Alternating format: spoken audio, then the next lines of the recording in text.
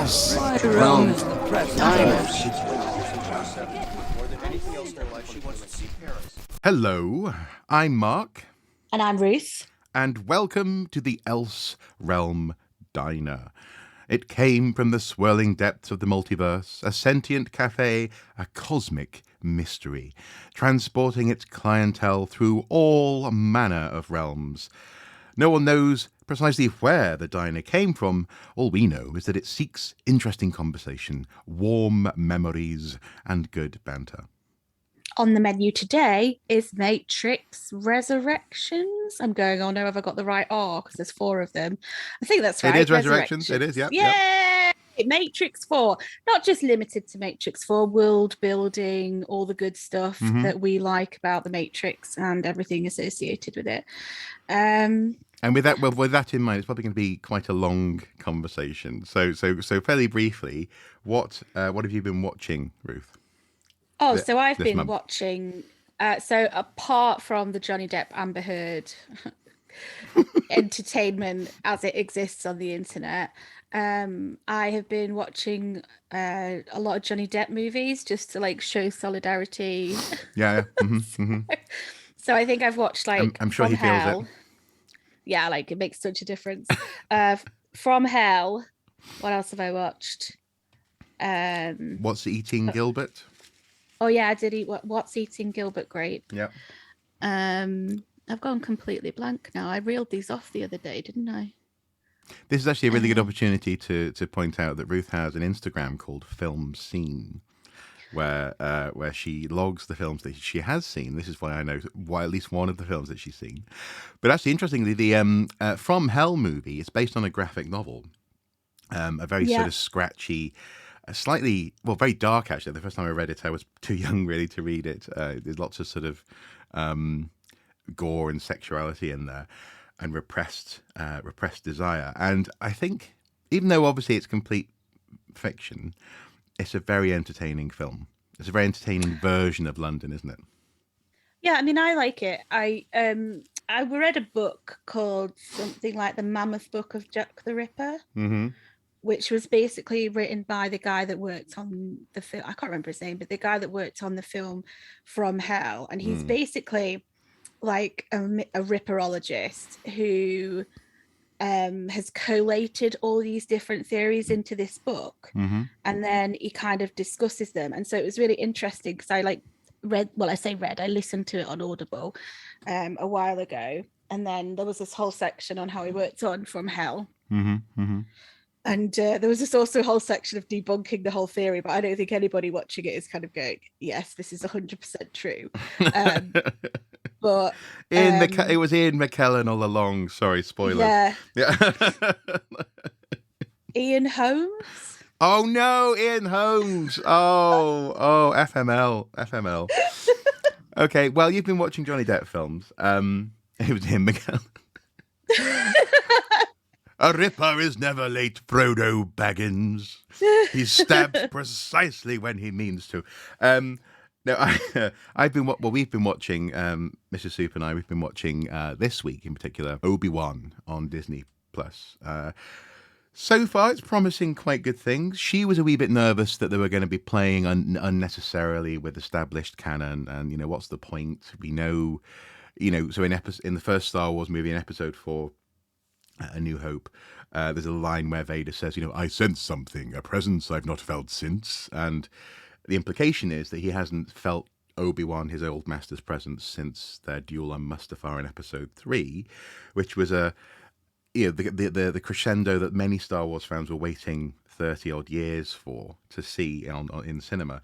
But I think actually there is a gap here. There is room here to play with what happened between these two, because the way, I know I'm rambling a little bit now, but the way in the original Star Wars movie, Obi-Wan describes Lord Vader and how he seduced Anakin and what Vader went on to do does imply more knowledge and actually more of a more of a sort of a detached sense of acceptance than I think was possible at the end of Episode 3. So this series has started very strongly. The first 2 episodes or parts were released just concurrently, And it starts with a broken man. Obi-Wan is calling himself Ben. He's working as basically a sushi chef. Well, actually, no, it's more like they're they're chopping up a giant sand whale thing in the desert. It doesn't sound like sushi. No, it's much more. It's much more like harvesting sun-baked salmon, really. Um, and you know he's trying to stay hidden, trying to keep an eye on Luke, but also Jedi are being hunted all around him. So there's a really heartbreaking moment where a young Jedi who is definitely being chased by Inquisitors is like, "It's you, it's Obi-Wan Kenobi. Oh my goodness, you're a great Jedi." And he goes, "I don't know who you are. My name is Ben," and the guy goes, "What happened to you?" And it's a good question. What happened to him? And what happened to him was he had his heart broken and he lost a war. So. And the second episode, I won't spoil anything more than I already have, but the second episode ends on a really good, sharp sort of, Vader and Obi-Wan are definitely they're on a collision course, and as it stands, Obi-Wan, I don't think he's up to it. I mean, he's not done much for 10 years, it seems, and he's struggling. But that's good. I think that's quite realistic. He's also got elements of regret and probably PTSD as well to deal with. So room to play, and we're looking forward to seeing where it goes. Have you seen Stranger Things came out recently, season 4? I was wondering. I want to watch this, but I haven't started yet. I know. You haven't started either. No, we haven't. No, it's going to happen shortly. It's going to. Well, it's got to. It's just. I also think like I would like to dedicate some time. Yeah. To sit down uninterrupted. Yeah. And that's been pretty hard recently, hasn't it? Yeah. No, I think so. It's been busy. Yeah. Well, and also this month, I think you were saying yesterday, it wouldn't hurt to put some cards on the table. We're recording like on the eve of, or the eve of releasing this episode. Evie, of releasing this episode, because it has been just a strange month, because we both wanted to watch the Matrix Resurrections. Again. So I wanted to, and you're glad we did. Yes, I am glad we did. But I was feeling the time pressure and was happy to not watch it. Yeah. And just and I think whenever we sat down in the month, one of us were busy as well. Yeah.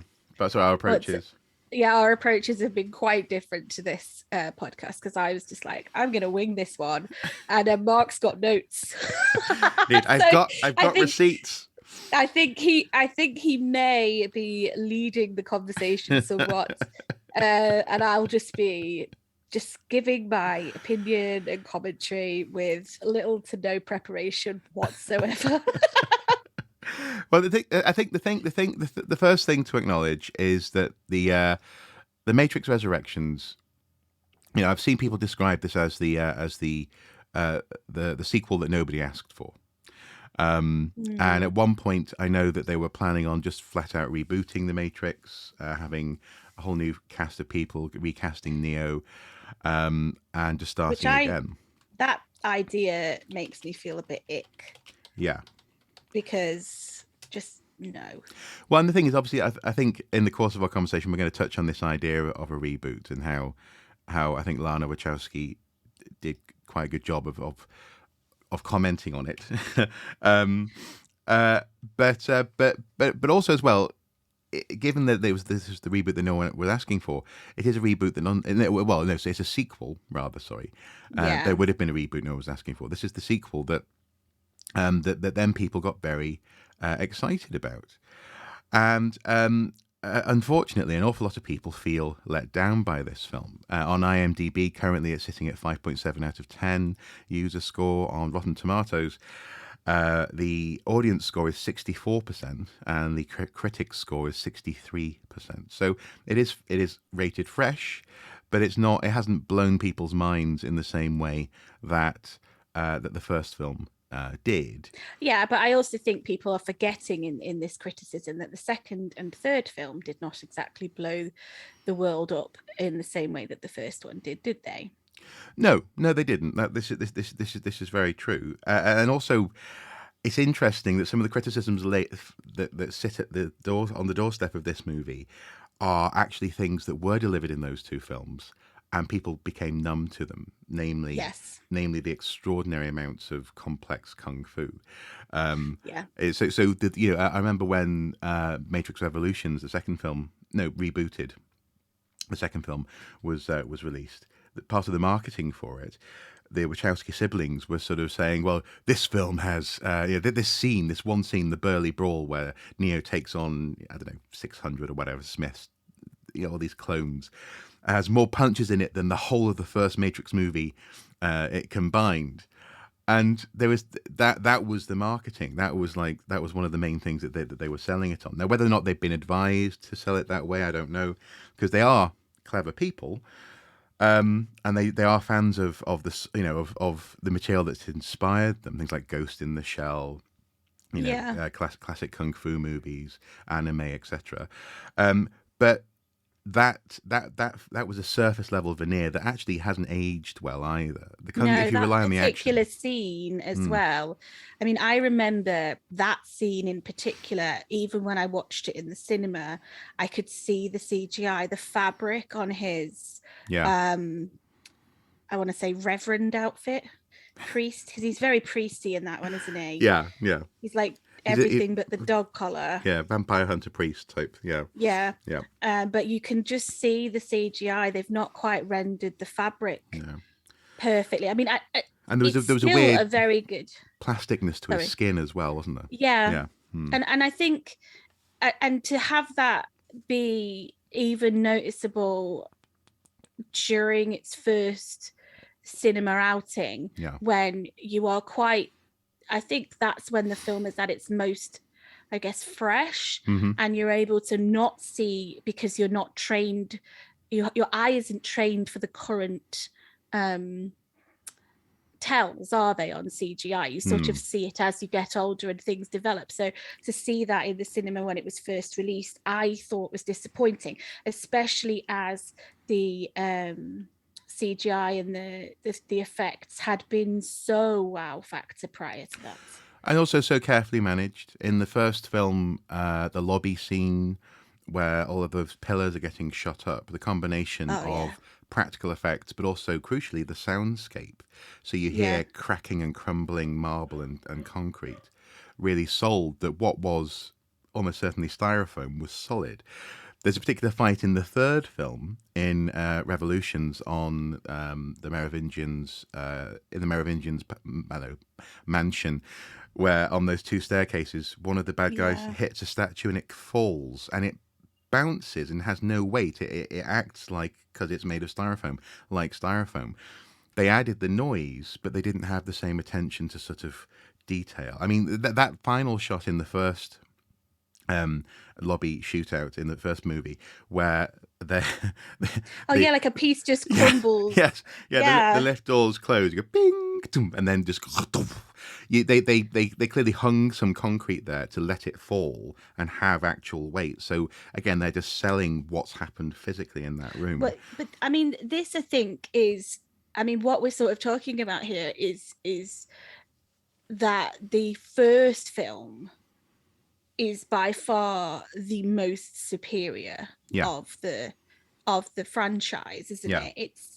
And I think, And also the Animatrix was a brilliant addition as well yes, to this whole sort of canon. And actually, in the build up to getting to see Resurrections in the cinema, I did get my hands on the full box set. I had the three films anyway on disc, but I got the full box set that included. What was it? Was it technically called Matrix 1.5? Essentially, it was a re-release of the Matrix with extras about the upcoming movies and the Animatrix and so on and so forth. A really nice box set, and integrating the story in the way that they did, and also expanding it. mm-hmm. And I think some of the visual elements in the Animatrix make their way into Resurrections actually. Some Yeah. of it, and so, but I mean, I don't know. I'm just sort of. I guess it's worthwhile just acknowledging that this film A was never going to have the impact of the first movie, and B they'd been told essentially certainly Lana had been told for more than a decade now, close to 2 decades. The second two movies were just a bit too kung fu, and the kung fu was just got a bit boring. Well, on that note, I would like to comment because I agree, but I agree in with a caveat here, because I think the stylization of the fight scenes in the first one and the use of kung fu was so brilliant in the first one. But there was a huge gap, wasn't there, in between the first film and the second film. And that, I think, led to, and the first film was rich with like kind of questions, content, and the internet took up a storm, didn't it? It was like, oh my God, it could be this, it could be this, it could be this, it could be this. And I think this is where the fact that it was written as a continuous story in one go was a Parts suffering 2 and 3, you mean? Yeah, because well, parts 1, 2, and 3 were written as a whole, and then they just filmed part 1. And I think were they were written as a whole? They wrote all 3? Yeah. Oh, right. Okay. Interesting. Well, I believe so. I mean, I've always thought so. I'm questioning where I know that from now, but I quite often pick up information that I haven't got a clue where I get it from. So yeah, that's what I understood it to be. And so there was this big gap. And I think if you'd watched them all the way through as a one piece, it wouldn't have been so jarring. But because they sort of spliced it where they did, which is a brilliant place to end the first movie, because there's all this potential. Wake up! Do. Yeah, very good. But there's all this potential of where it could go. There's all these questions about what is the one, all these things.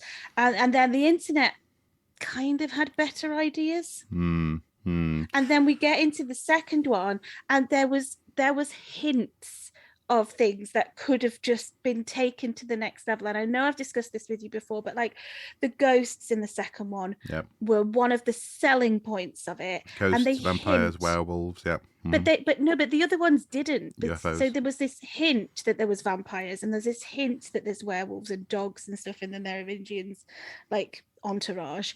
But we only see the ghosts doing anything other than kung fu. And I really do feel there was opportunity for, I mean, fine, Neo could do kung fu because the humans within the Matrix have sort of set up that that's their preferred fighting style. But I really would have liked them to face off against these kind of supernatural beings in addition to the ghosts. There was this scope of having the world, well, you are literally writing this program to do anything you want, and the best thing you can do is have werewolves doing kung fu with weapons. And it's worthwhile saying that some of this stuff is expanded in the Enter the Matrix computer game. There's also a couple of other sources that highlight this, and I think the Oracle specifically in part 2 mentions how every story you've ever heard about a UFO or ghost or something other is the Matrix assimilating something that shouldn't be doing. It shouldn't be doing what it's doing. But also, I think Persephone, isn't it, the Merovingian's wife, says. And the Merovingian says that there have been previous versions of the Matrix, and these things are from old. So basically, there was a horror version of the Matrix because they were trying to manipulate people to be in there. But it was like, there was this incident where Persephone, she shoots one of the dogs, inverted commas, with a silver who's bullet. obviously a werewolf, with a silver bullet. But then you sort of just have them battling. Later, and it just lost. It was a huge lost opportunity from my mind. And in that sense, they could have leaned even further into the crazy Japanese manga anime source material and gone for like a big sort of transformation, like and then having to go, what the heck, and then having to kung fu your way against us, like a massive werewolf or something. I mean, I really think that would have been, it would have lifted it. But instead, it was green. It was po-faced. It was just people punching, and actually also as well in the second film. I know we're doing a lot of setup here. I think for where we ended up and how we ended up approaching this fourth movie. But in the second film as well, all they could do following that revelation of Neo flying away at the beginning of the first one was for us more or less nerf him by upgrading, inverted commas, the agents. So the agents now, the implication is that they're moving quicker to match Neo, and therefore what we see is a fight happening in a normal cadence. Bullet time that we're able to observe. Yeah, exactly. So, but the effect was that actually it's gone for us. It's gone back a step because they showed us at the end of the first movie him moving so quick that he could just with one arm stop Smith.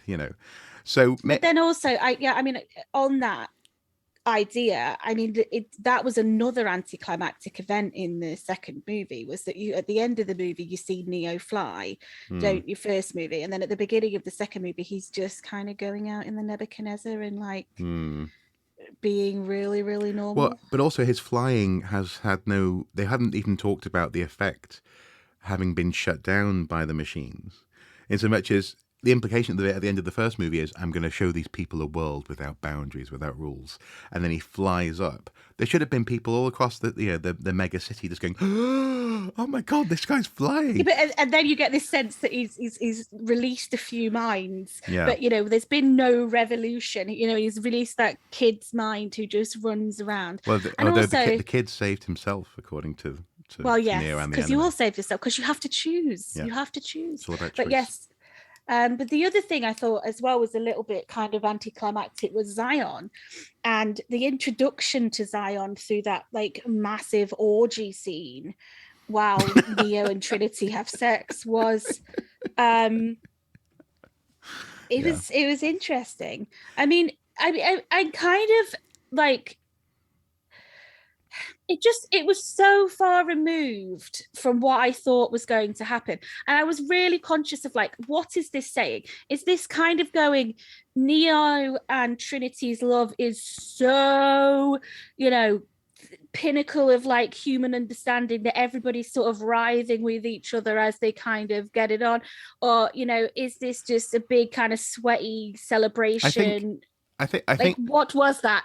I think the idea was that it was an antithesis of the cold city that they were living in and the cold world above. They're in a cave that's lit by flames. They're all semi-naked. They're all rubbing against each other. It's all kind of curves instead of sharp angles and flesh instead of metal. I think that's the idea.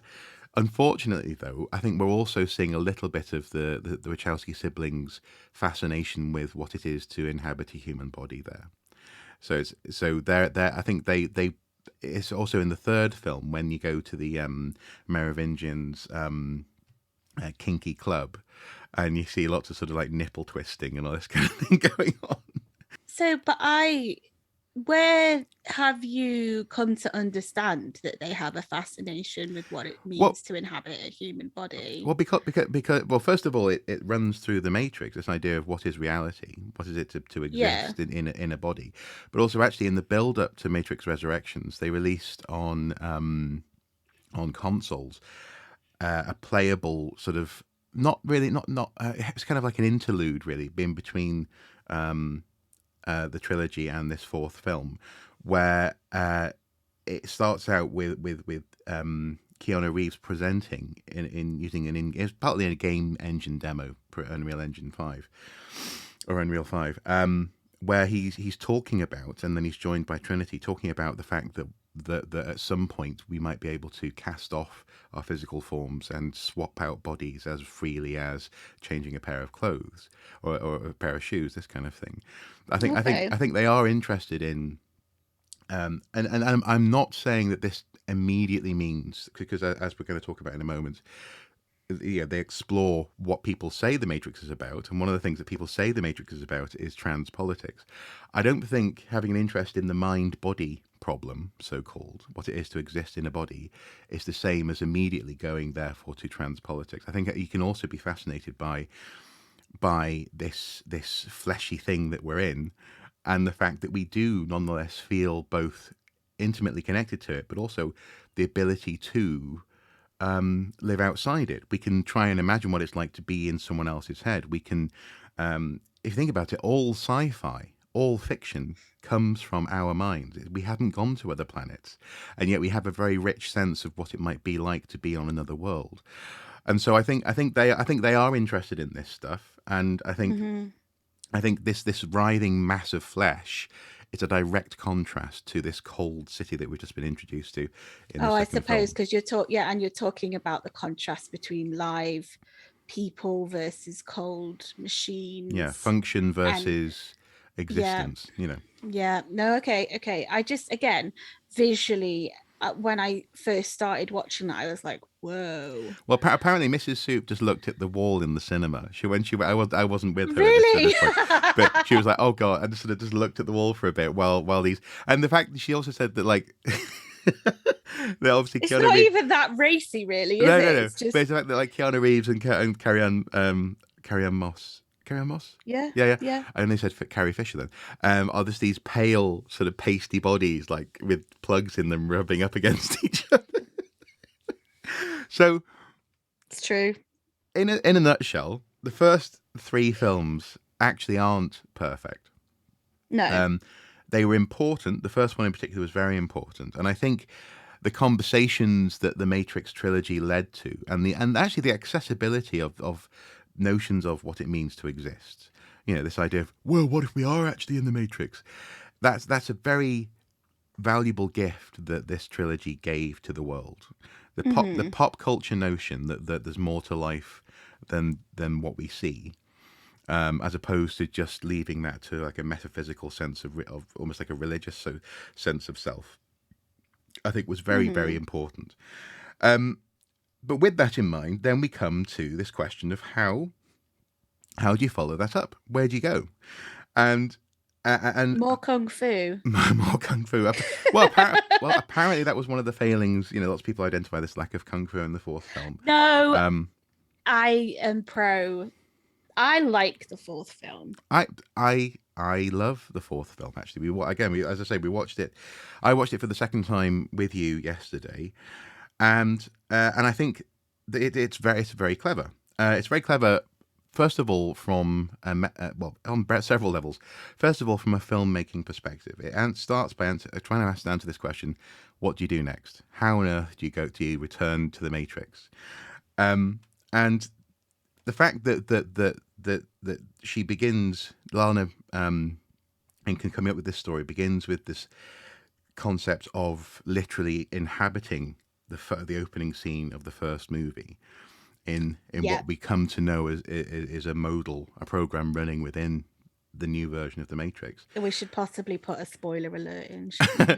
Well, I mean, come on. I'm just thinking Okay, as yes, you start saying this. Spoiler alert, spoiler alert. But I mean, Yeah. come on, if you haven't watched it, what are you doing here? In all seriousness. But the fact that we're introduced to this reliving of the first scene is very interesting. And the fact that for them, this is legend. This is a legendary moment. And it is for us as well. But it's not just for that. Yeah, that's exactly what I was going to say. It is for us as well. And also, I loved the fact that it was like, it was almost the same, but not. Yeah. And so you're watching this with this kind of like, that's not her. I'm like, and I was sitting there panicking, going, that better not be the new Trinity. And yeah. Like, no, I thought Carrie Ann Moss was in this movie, and I was literally going, and I just did not trust the filmmakers in that moment of going, please don't break it, don't undo what's been done, make it just and. But there was so many emotions, but then things go awry. Then the story that we know goes wrong. Trinity in this simulation is cornered on the roof, whereas in the first film she makes it iconically down the stairs, and she's sort of pointing back up the stairs, get up, that kind of thing. It's so cool. And Bugs, who is observing this, and her operator on their ship, he asks her, why make something new with old code? I don't understand. And that's I think that's the first little book of why do we need a fourth Matrix film? Why make something new with old code? And also, you guys at home, you don't actually want old code. Because if I gave you old code, you'd complain it was old code. So she's setting up the prospects, this question, this quandary. And then, of course, as that sort of whole scene opens up, I remember commenting to you when they appear in Neo's apartment, Thomas Anderson's apartment, and Bugs says, "Holy shit, this is his apartment," and so she's delivering right at the beginning. She's delivering what some people might have called, I think, in reviews, member berries. You know, remember this, remember that, remember this, remember that. Um, and you get the sense that it works not only, as I say, as a legend for the crew who found this little program operating within the Matrix, but also it works for us to remind us of what's happened before. But it's directly asking the question and telling us, showing us this is going to diverge. This is not going to do what you think it should do or will do, or what it has It's done going to before. do something different, from what Yeah. it has done before. It's going to be something new. Yeah. But also it's also saying with some grounding in the past. Yeah. Yeah. With some reverence in that sense. And Yeah. I love the fact that now they've decided to. I think they probably could have done this in the original 3 films, but they decided to introduce code as this subtle thing that runs through. I guess if you're the one, you can see the green on black matrix, but if you suddenly become aware of the matrix, for example, Morpheus, as he is calling himself in this modal program, there's a moment where he realizes that he's not actually in reality, and he sees in the condensation running down the mirror a little bit of code, just kind of thing. It's the visual subtleties and that evolution. Well, has I also been wonder, interesting. just on that briefly, just to throw a spanner into the works, I wonder if that's not how the One sees the Matrix. Because if you remember back to the first film, they talk about you have to view the Matrix like that because there's too much code. Yeah. And so I wonder if that's just how we as the audience are presented with what the One might see, because we can't understand it, and that what he's actually seeing is transcendental. Transcendent. There you go. I knew I was in that region of word. In terms of like what he is actually viewing, because maybe it's incomprehensible to us. And so what you're seeing with those little breakthrough code moments is,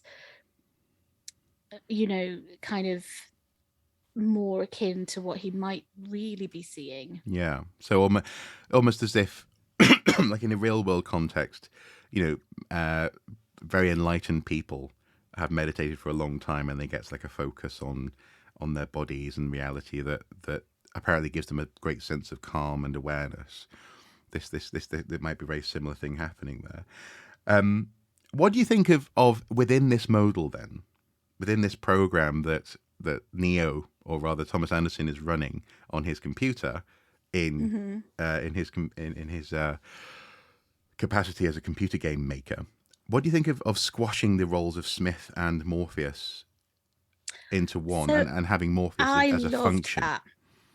So I loved the fact that Morpheus and Smith were the same person within that modal, because in a way both of those were responsible for the One. And this was pre-Smith, wasn't it, before Neo broke his code? Yeah, so before Smith became special or became different from an agent. Yeah. So I think that was interesting, because it was the two of those together being responsible for him, but then it was almost a homage to the fact that actually the Smith character is integral to the One in terms of what's happening. And also, we discussed this the other day, didn't we, the idea of Morpheus having a function of finding the One. And the in this one, he is literally like an algorithm or function within a computer program. Whereas previously he was a person that was taking on that role. And that was kind of an interesting transformative kind of commentary on his character / is he a character, or is he fulfilling a role? Fulfilling a role, and the function, and that Morpheus doesn't exist anymore, and so Neo almost has to write that function back into the Matrix in order to fulfill the fact that he has got to be found and extracted. Well, and that's something that definitely comes out of the architect's spiel at the end of the second film, is that inevitably the One will return to the source. The Matrix will collapse. They'll have to reboot the whole thing. Blah blah blah blah blah. But that whole journey and we'll come to one of the key divergences in Neo's journey, obviously, during our conversation. But that whole journey has to begin, crucially, with him being discovered, and therefore, presumably, anyone can be the Morpheus or a Morpheus. But we know Morpheus as, obviously, Lawrence Fishburne, and in this instance, Neo creates his own Morpheus within this computer program that he's running, because he's been convinced that everything that happened to him was a mental breakdown. Yeah. And he's going, okay, if I do actually live in a computer reality, maybe if I run a piece of software within this reality that's looking for me, that might prove that I'm right, or it might prove that I'm wrong. He's experimenting with. Well, I don't know. Is he doing that because, like, he could be being that formulaic, but I get the sense he's not. I get the sense he's just kind of exploring concepts kind of fairly randomly, because he's battling with himself in the sense that part of him believes that his memories are real, and part of him is utterly convinced that he has had a mental breakdown and that these are fantasies, delusions and stuff that he is trying to break from. And so I feel like this modal thing may not have even been a conscious, like it's not a subconscious effort to break himself out. Yeah, he's exploring. He's just kind of exploring ideas. It's not really, because I mean, the other thing is that the trap that holds him doesn't really hold him well. It's very it's implied they have to keep on resetting, don't they? Yes. Yeah. Well, yes, it's very much implied that they have to keep on resetting, and that he keeps kind of, getting enough information in his head to believe the thing that he's not supposed to believe. Yeah. And he's kind of talked out of it again. And that there's this constant balancing act that they have in keeping the Matrix the way it is. Well, and in that sense, I think, again, this works on multiple levels, where the framing device that in this version of the Matrix, his life prior to sacrificing himself at the end of the third movie was a computer game that he wrote and that he got lots of praise for. He became very wealthy, it seems, very famous for. This computer game, it has this whole sort of panning across his office. We see the legacy of this computer game. We see models and maquettes of Trinity falling out of the building, shooting up in the air. We see the awards that he's won. We see the even the wooden hand middle finger is a direct reference to, obviously he gives the finger a couple of times in the Matrix, but in that first interview, how about I give you the finger and you give me my phone call? All that sort of stuff is in his office, and but it's on shelves. It's like the way I've got my degree over there, behind a Lego head, for example. It's stuff that's happened that is the context for where you are now, but you're not living it anymore necessarily. It's just sort of around you.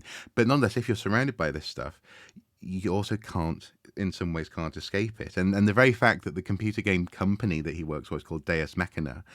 Deus Ex Machina is God from the machine. It's an ancient Greek term for introducing deities via a sort of literally a pulley system or a machine system in a play. Deus Machina is actually the machine that he negotiates with at the end of the third film. Bacchana. Well, Deus Ex Machina, it actually means God from the machine, not in the machine. So the idea is that the machine is delivering... So not Ghost in the Shell. No, it's not the same as Ghost in the Shell. But it's actually, I think all of this stuff is connected in terms of some concepts. Oh, themes, yeah. But yeah, literally it was it's a case... making me want to watch Ghost in the Shell again, actually. It was the case but that not people... that... It was the case that people would literally be delivered on stage via a pulley. I was like, I am Apollo and I'm here to save the day, and then they'd be winched out again. Whereas in this instance, this is Deus Machina, God machine, or machine as God in that sense. And so he's literally working for this company that's named after the entity that he negotiated with, and that now has him trapped in Well, we can come back to the probably the likely political aspects of this and the real world weirdness when we talk about Niobe, can't we? Yeah. But part of this system includes Jude, a character who is Neo's minder, it seems, at the company. And he's He's so annoying. Well, he's a mega fan, isn't he? Yeah. Let me just say, you changed my mind. Totally blew my mind. And again, on a meta level, I got the impression that this is the conversation Lana's had for 20 years, isn't it? People just I totally didn't make that link, but yes, absolutely. People just coming up and just saying, "Oh my god, thank you, it's so important to me," that kind of thing. Yeah, I mean, the thing is, I kind of got from him very early on, and had kind of implanted based on what he was saying and this kind of fawning, sycophantic behavior, and the fact that his timing was just so strange, and the fact that he's like he's just kind of there to distract. And I'd kind of thought when he first popped up with the coffee thing right at the beginning, I was like, I don't think he's a person. No. He even says, what was it? I was a total weirdo as a kid, raised by machines. You know what I mean? Yeah. He even says it. Yeah. And but again, the fact that again you have this question: what do you do next? How do you live with that legacy? He can't even go to work without someone saying, "Thank you so much for the Matrix. You changed my mind." Or, no, it's changed my life, and it was so important. This kind of thing. But in that context, despite that legacy, we then have his boss in the company, Jonathan Groff, or rather, Smith. Yeah. Whom is amazing. I love that man, right? Can I just say? So I just need to give him some homage and shout outs because literally adore him. So the first time I watched him was in that Mindhunter show. Yeah. Which I was like, I enjoyed that. I thought it was good, but he didn't shine in it for me. And there was all this buzz around him and I was like, what? And then I watched him sing in Hamilton and I was just like, what the fuck? How does this person do this? How does... Yeah, and I was just like... Yeah. I was just like, how does he have so much talent? And then I keep seeing him in things and I just literally, I'm like, oh my God, he's so talented. and I think the fact that... I love the fact that he was like smithing up how like how blue his eyes are, and you know, kind of giving it all that. Like, do you think it's too much? And I was like, no, you're perfect. Well, we'll come back to him knowing he's Smith in a bit. Actually, I think. Sorry. But, no, it's fine. But obviously, also in the coffee shop before he's dragged up to see the boss, we do see Trinity as Tiffany briefly in the coffee shop. And their proximity is important, it seems. But also, let's talk about her name as well, because Trinity, Tiffany is like, they're lexically similar, aren't they? But the name Tiffany carries, I don't know if it carries connotations in the US. Definitely here, though. Yeah. It definitely does here. And yeah, like Tiffany. Like with a nasal, sort of like it's enders, it's Essex, kind of estuary, London, and that's I know my boyfriend loves me because I asked him and he said so. Yeah, that kind of thing. My name's Tiffany. Yeah. So I got that wrong. It should be I asked him and he said so. I asked him and he was like, yeah. And then I was like, whatever. But like that's okay because like, yeah. But yeah, so, but making her Tiffany, yeah. So I mean, maybe it's like a trailer trashy sort of name. Although I got the impression she was like a soccer mom. Yeah. So in that sense, the name and the role that she was playing was slightly jarring. But I did think it was interesting that Tiffany, Trinity were very similar lexically. That almost could have been a slip of the tongue. Same syllables, same, and again just convincing you that maybe what you're thinking what you're remembering isn't what and I thought that was very clever use of naming her. So yeah, I thought that, and also I loved her reaction at the end when she's like, called me Tiffany. Yes. We'll get there. We'll get there. Yes. So your man, Thomas Anderson, he's Tom. He's dragged up to see the boss, and obviously we have Jonathan Groff. He's looking out the window, and he's billions of people oblivious, living their lives. So quoting the Matrix, but then he goes on to say, our beloved parent company, Warner Brothers, is going to make a sequel to the trilogy, with or without us. They can cut us out of the contract and they can just make this happen. So we might as well be involved.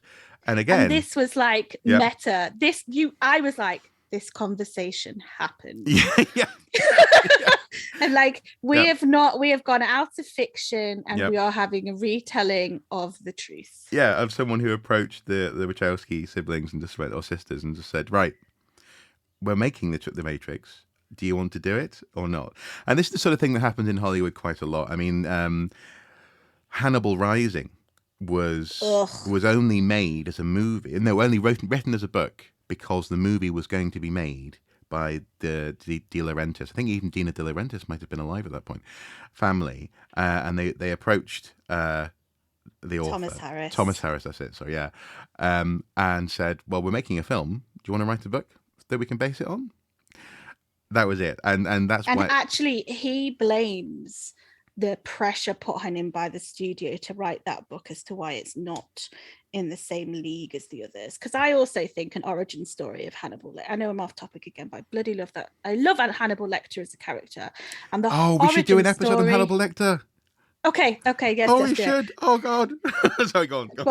But finding out the origin story of a monster just takes away the allure and the interest, and like it can do. It can. That's that. What are you talking about? It did. Hannibal Rising. We'll talk about that in that episode. Okay, folks. Maybe we should make that the next episode. Let's do that. I'm on it. Okay. Let's do that. Okay, let's do that. Yeah.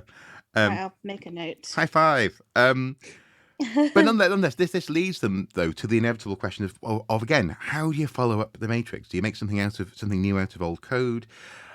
Do you just sort of take something that you're working on and slap the Matrix name on it? And this leads to, again, probably a writer's room kind of situation that probably happened in real life, where people are sitting around going, well, it is the Matrix, man. And it's all scored by, I know, one of your favourite songs. Yes. White Rabbit. Jefferson Airplane's White Rabbit. Oh, it's just brilliant. And you got them going. Can we just shout out again Christina Ricci, because she's produced a report going, these are the top words that are associated with the Matrix. You might want to just keep that in mind while we discuss and brainstorm about this. I was like, oh my God. This is what the focus group says about the Matrix. And they go through it, the whole thing. They're like, the people want us up in their grey space, turning on their WTF synapses, this kind of thing. The Matrix is about action. It's about trans. It's about capitalism, etc., etc., etc. Bullet time. And again, interesting that is coming from that sycophantic weirdo. Jude, yeah. Mm-hmm. Can we say bot yet, or are you coming to that later? Oh, he's definitely a bot. He's a minder. He's there to distract Neo, and this becomes I just didn't know if you were wanting to put the bot conversation in later. Again, we've already we know you've watched the film, folks, and if you haven't, you've really waited too long to go and watch it in the context of this episode. But that it's interesting that they're all breaking it down to sort of buzzwords and catch-all sort of little sort of neat packages. When I suspect the issue is, and we see this actually in between quick cuts from people saying this is what the Matrix is, to Thomas Anderson struggling with sort of, he's eating the steak a bit like Cypher does. He's in the shower doing bullet time. He's got virtual reality goggles on, shooting into midair. He's doing all this stuff to try and understand what his game. And the whole time he's taking the blue pill. Yeah. And this whole montage, and love a montage. Mm-hmm.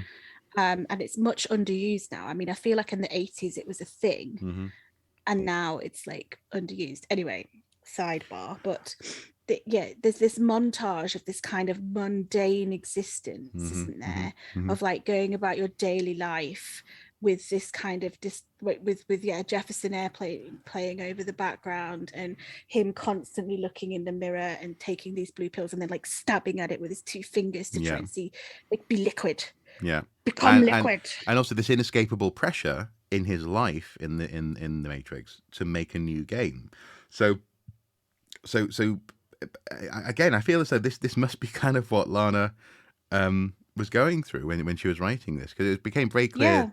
Yeah, It becomes very clear if you look at interviews surrounding the film that she kind of didn't think this was necessary. I think IGN did an interview with her where someone said, "So why now? Why is the Matrix coming back now?" And she sort of goes, "Good question." Like, it's a very good yeah. question. I don't think it.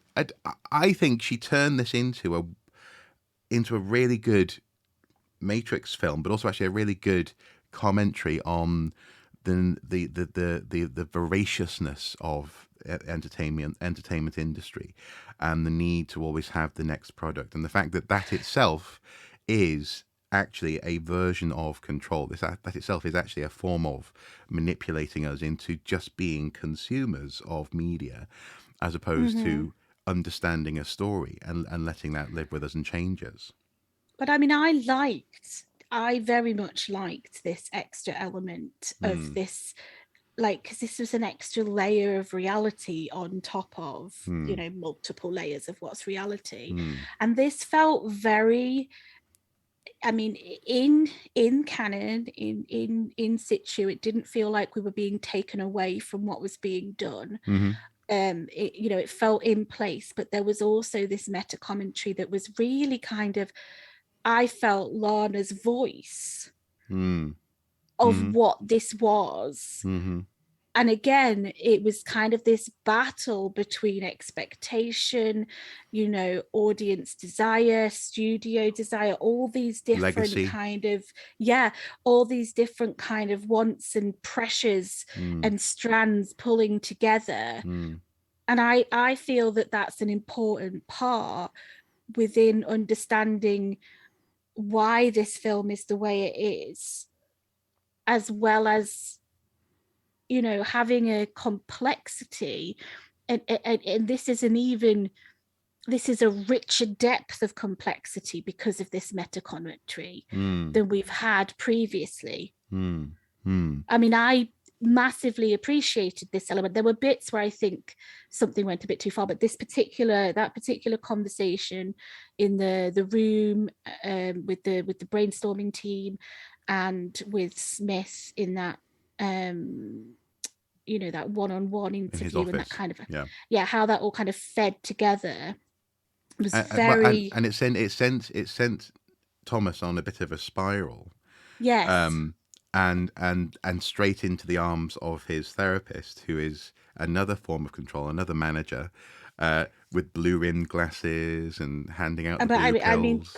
quite honestly, I think he needs a whole kind of segment of this, Mm. conversation, because he's called the analyst, isn't he? The analyst. Yeah. Mm-hmm. Because I keep wanting to call him the architect, and I know he's not. Mm-hmm. Um. So what did you like, dislike? What did you think of the analyst? And then I'll tell you what I thought. I like the fact that that the analyst, played by Neil Patrick Harris. Neil Patrick Harris, yes. That's okay. How I Met Your Mother. I'm on the actors and writers' names today. Exactly, yeah, yeah, precisely. Yeah, you're the name person today. I think he was excellent. I think he was, because he is in real life a very progressive person, but also a very funny person. Mm-hmm. He was able to, I think, manipulate and use progressive language to sort of soothe and to talk Thomas back down to being placid again. This idea of, this isn't the first meeting that they have, but the fact that he, in the trailer, for example, he sort of says, you seem particularly triggered right now. Is everything okay? This kind of thing. It's highlighting that actually that can be, when it's disingenuous, can be deeply manipulative, and Yes. it's a form of manipulation that we'll come back to in a bit.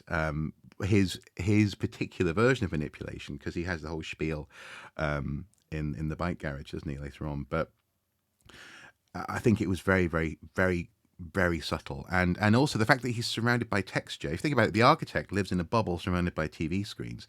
The analyst lives in a cozy little office, or meets Neo rather, meets Thomas in a cozy little office surrounded by books and carpets and a cat, and even the wallpaper is lavish. It's very sort of But also, I mean, think about the this difference in must their be roles. real. It's got so many Yeah, textures. but the architect had a very distant role in terms of like control, didn't he? He was like very far away, difficult to access, very much more of a godly like figure looking down upon his creation.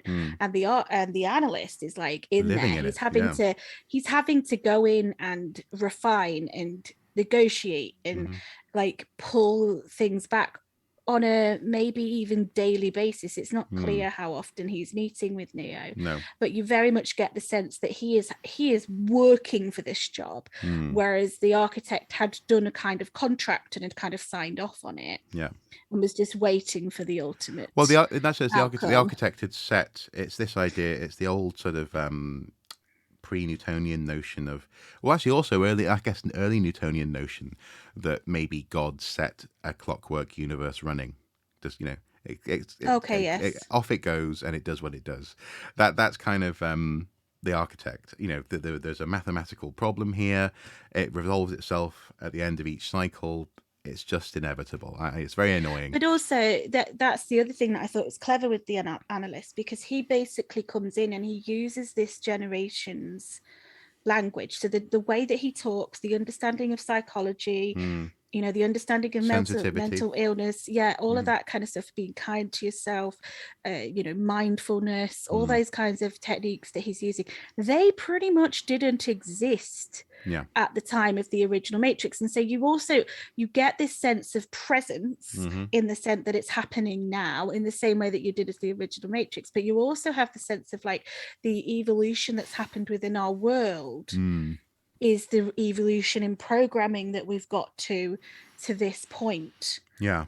And that was very clever at knitting in the changes that have undergone in our world, so people openly talk about mindfulness techniques, and he was kind of going, rub your fingers, rub your feelers, what are you touching? It's all about checking in with yourself. That in a way that was never done when the Matrix was first released. And so it's very cleverly knitted in kind of the history and evolution and all of this stuff that's happened since. Do you know what? It's much more personally catered care in that sense. Yes. It's much more like your social media story or whatever. And also, crucially, we're now living in a world that is post 9/11 and post January the 6th in the US. That in the first film, when the agents turn up, everyone stands up, they start pointing to where Neo might be, he has to try and escape. People don't question authority. Yeah. Now, we've had people storming the Capitol building in the US. People do question authority, but crucially, people these days are much more interested in their own personal narratives, their own personal meaning and purpose. So yeah, it's definitely taking advantage of that. Then is that saying something about, because that's the other thing, it's like, what is that saying? Because it's not just a benign choice, is it? That's saying something about how we have moved into an area where this is happening, and like, is it saying that like the one's experience is kind of becoming everybody's, or is it be saying that everybody's experience is becoming the one's? I mean, it could be that, but it also could be as simple as it's both good and bad that people take better care of themselves now and are encouraged to think about their mental health more. But also, as well, in doing so, potentially we're blinded to empathy and to other people's and to society's world. Needs, actually, because that's the thing that I've read recently, isn't it? About like the difference between having like goals around the individual or goals around the group. Yeah. And we've definitely, like, historically moved away from kind of group socially oriented goals into kind of individualistic goals, haven't we? Yeah, I'm so not sure I'm my explaining career rather myself than, very well. for example, my career rather than the village or the factory. Yes. You know, it's me as opposed to us. Yeah, absolutely. Yeah. And in that sense, as we've seen in the real world, it's actually the idea of connection, friends that you have on Facebook, follows that you have on Twitter, groups that you're part of online, that can actually lead to us being further isolated from a shared sense of reality. Conspiracy theories spread, and they appeal to our feelings when also our friends agree with us, and that can be very rewarding. But it also means that you're living in an unreal world. So this whole thing of the analyst catering to caring for Thomas is it's very now in that sense, isn't it? Yes. It's very now, yeah. Where you pay for somebody to be your, I mean, I even think the concept of therapy is interesting. It's like you are paying for somebody to listen to you. Yeah, and to help you And to reflect, yeah. yes, and I find that, I mean, I'm not anti-therapy at all. In fact, I'm pro-therapy, but the nature of that idea that instead of using your support network, your friends, I mean, I suppose that role would have been like a priest, wouldn't it, in the past, or some sort of religious person would have been your kind of therapist, reflecty kind of thing. Or long conversations, before TV was around, just sitting talking to I don't know. people. Some people still have long conversations. Like, No. I don't know what you, I Don't don't know what lie. you call Don't this. lie. We don't. I don't know what you call this. We don't talk unless we're recording it. Like, I don't think anyone's going to believe that. Like that's just Liar. You don't become professional conversationalists like us without practice. Oh, professional conversationalist. I like it. That's what my new job title is: professional conversation. I did want to mention on the topic, of slightly away from the analyst, but it is kind of related. So I was thinking about the relationship between Trinity and Neo, and I've just had this kind of interesting idea about it, because in the first 3 films, he is the one. Now, despite the fact that there's the Trinity thing, if you take into account like that they then both die and are regenerated, and the fact reconstructed, whatever it is, they're born again. They're not the same. They're damaged and they're reconstituted, maybe. Yeah, in some sort of way. But I think it's kind of interesting, because I wonder if that reconstitution is the reason for Trinity being special in this one. I'm not saying she wasn't special before, but she's more special in this one, hasn't she? Because she is able to take on some of the characteristics of the one. And I wonder if this is kind of a symbiotic situation, in the sense that Neo as a one, we hear in the second one, is instead of loving people generally, a generalized love for humanity, he specifically loves Trinity. And so when they die and she's brought back, the Matrix is basically around the fact that these two love each other but can't have each other. And so I wonder if it's the nature of that, initially him loving her giving him permission to become the one, which we should just highlight happens at that moment when we think he's died in the first film. She says, yes, you can't be dead because I love you. Yes. So I've completely forgot what I was saying. but in that sense, maybe as they're reconstituted and as this possibly 8th or 9th version of the Matrix comes about, what happens is a little bit like in the second film where Smith says, part of you imprinted onto me. Yes, that's maybe what I was part trying of to get him at. Imprinted onto her, or part of this new, because I don't want to get there just yet, but the analyst does say that they were trying to awaken or enact his unique code, as it were, because he was the one when they did to get the Matrix running again. So Yeah, maybe that did happen. But I suppose, and in the related question though, back in the coffee shop, when after they go to the coffee shop a few times, Simulate it's called. Quite a I cool know, name. I love that. Um, There's loads of little bits and pieces like that, isn't it, if you pay attention? very cool. The question is, do Neo and Trinity see, what do they see of each other, and what do they see of themselves? Now, themselves question is answered in the cinema, isn't it? Yes. Bugs tells Neo, "This is what you see," i.e., he sees Keanu Reeves in the mirror, but this is what everyone else sees: a balding nerd, to quote Jonathan Groff Smith. Yes. And Nice. we see little flashes of what the it's called the DSI, the digital self image, what the digital self image of Tiffany is in the coffee table, don't we? We see her Yes. sort of from below, a reflection looking up at her chin.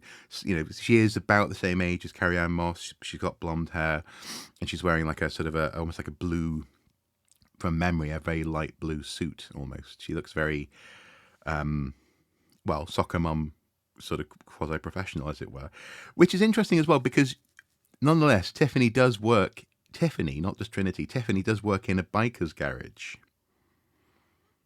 Well, does she work there? Is that her hobby? That Oh no, wasn't that's her immediately hobby, isn't it? clear. That's right. Oh, it might be. It might be her hobby. Yeah. But she's also a full I time saw, mum, and she has the yes, family I got probably the pulling her sense, away from the cafe as well. yeah. Yeah. Um, I mean, again, But it's what do you think they saw? so what do I think this? I think they saw themselves, Hmm.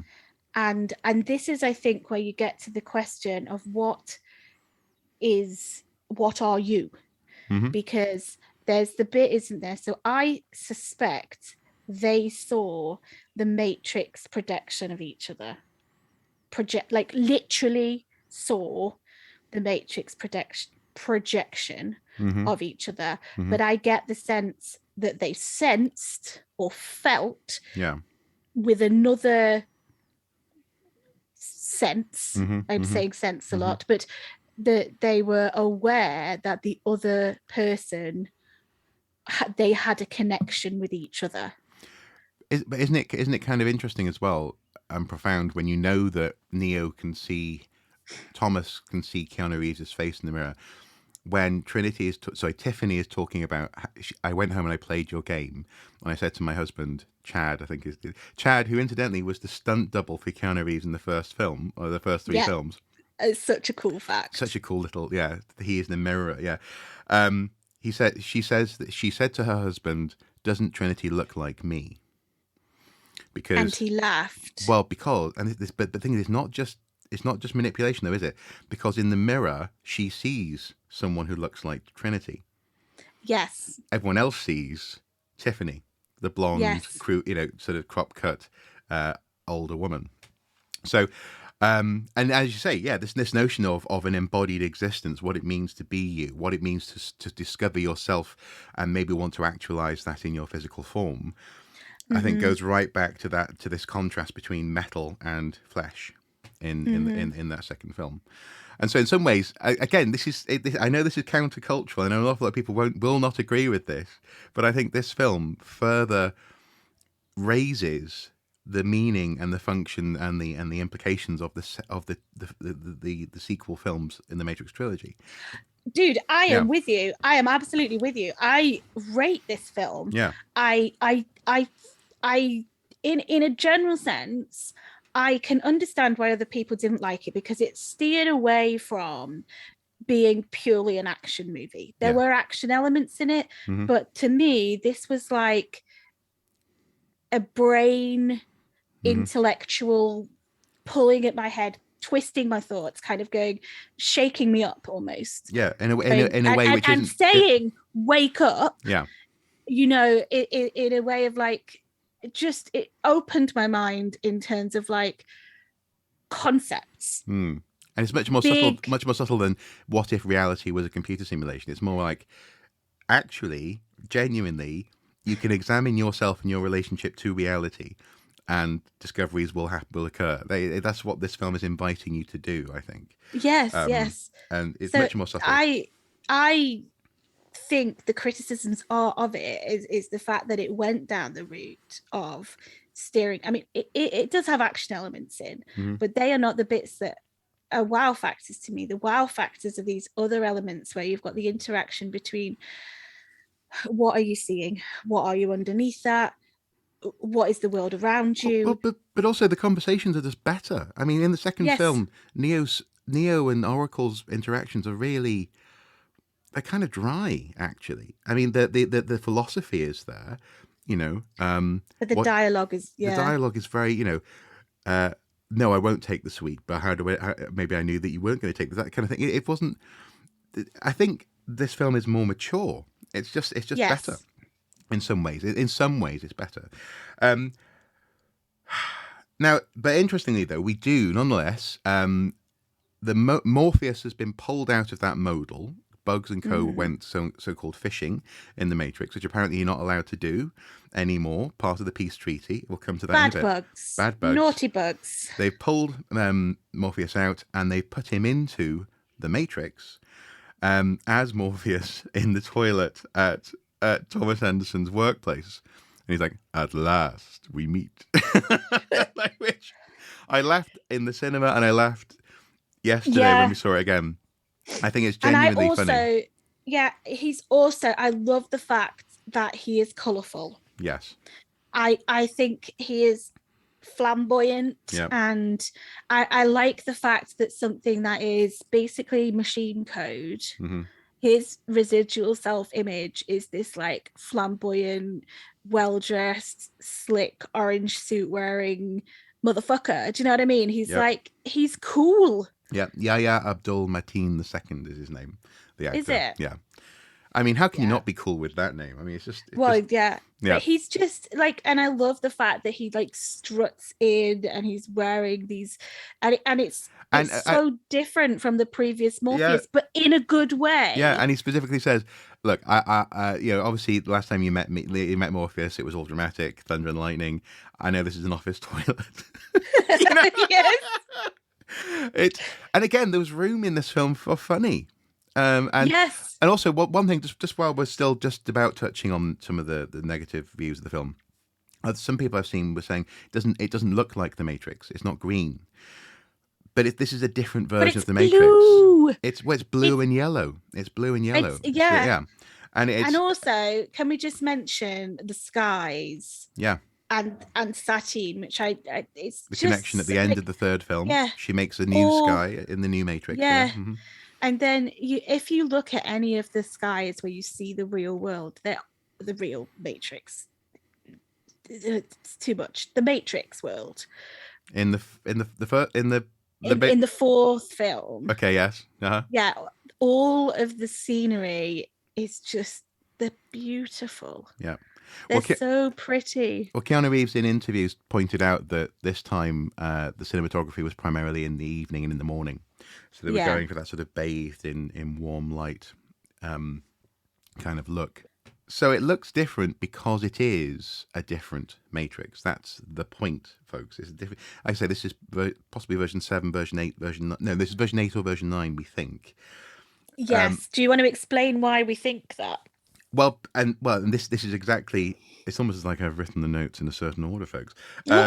Because you see, what happens next is Thomas is like, "No, this isn't real. This is not real. This isn't real. You're from my computer. Like you're not.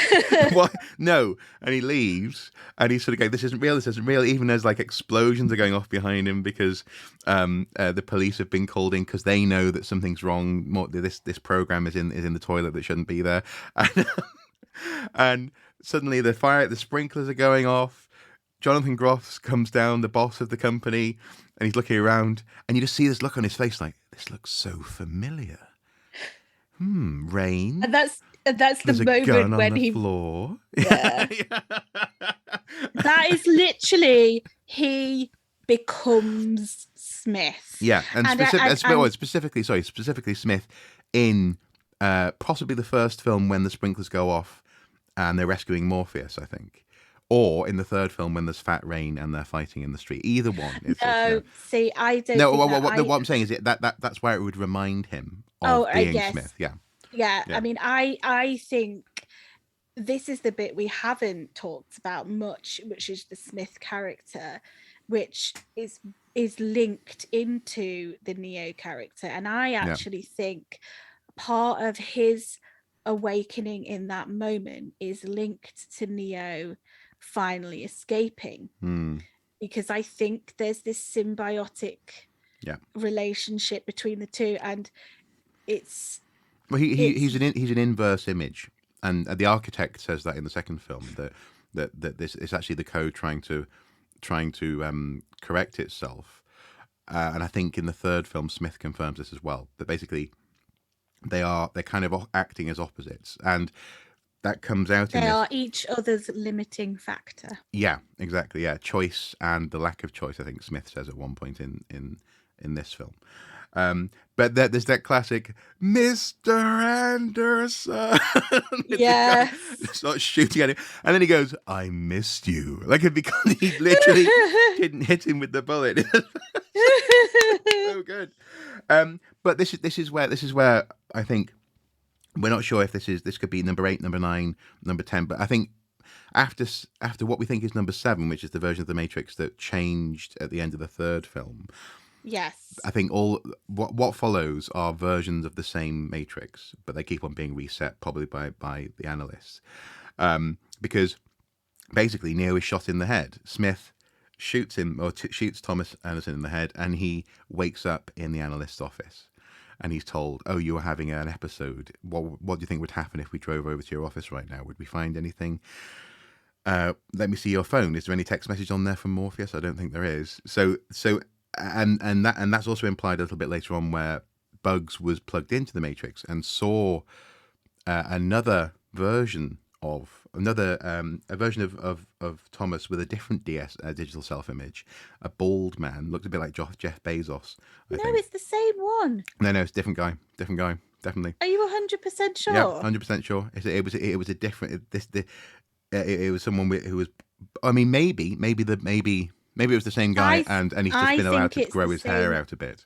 Well, no, I thought it was the same guy, because I thought when Neo was looking in the mirror and he takes his hat off, he's bald underneath.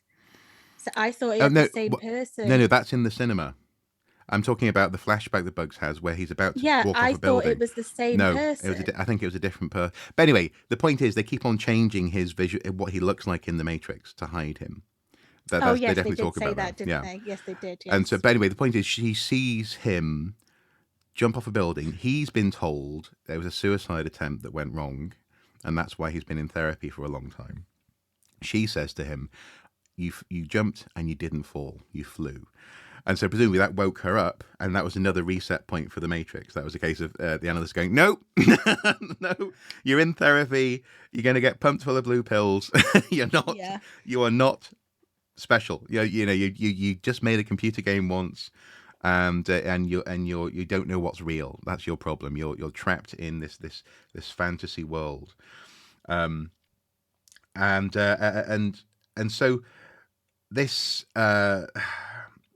This is also tied up, I think, with lots of flashbacks and visual cues that we see as an audience member. That I think we established on second watching are in that this is Thomas Anderson, Neo, remembering moments. So when we first bump into his boss in the office, he remembers the interview that Smith and he had in the first film, where he loses his mouth, doesn't he? And it has the effect where I think, unlike what the film earlier on kind of parodies with the opening scene of the first Matrix movie and saying, "Remember this?"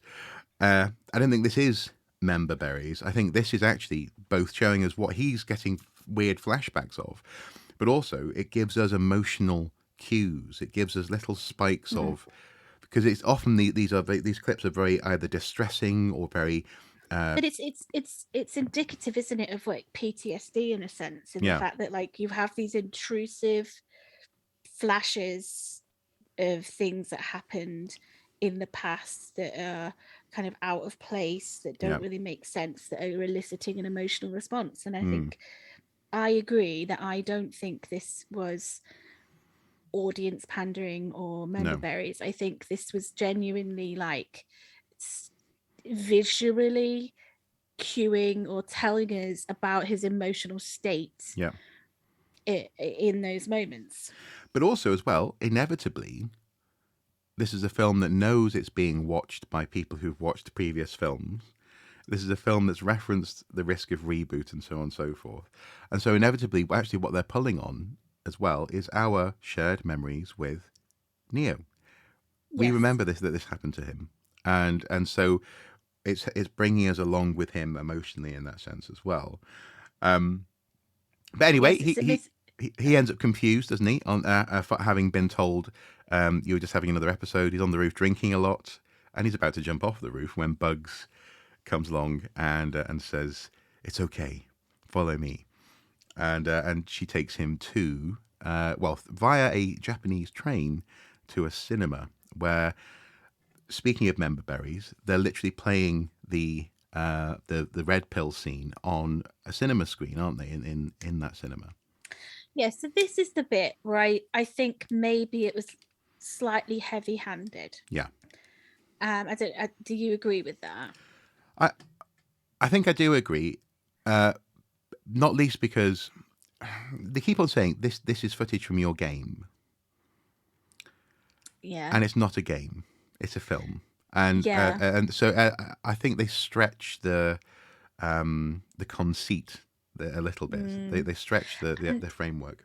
And the whole idea, I think, I mean, how they placed that in the context of why they were doing that was to try and make him comfortable in terms of making the red pill choice again, wasn't it? But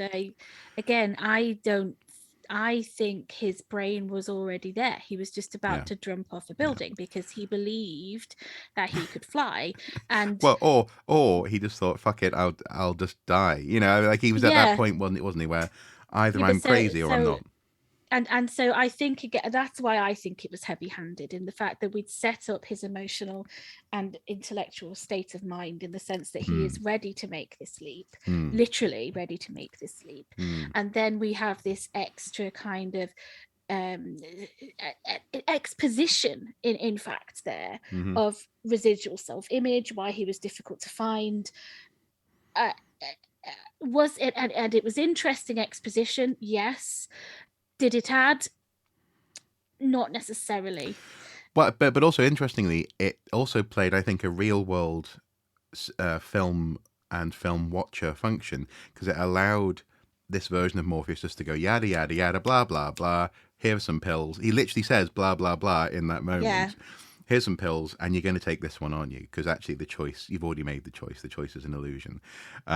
So it does serve the function of getting us through, and instead of having to rehash a scene that's iconic, but it's a bit clunky, and that's where they get closest, I think, to. I think that would have been. I think that would have been enjoyable had it not been for the Morpheus scene playing in the background. Yeah.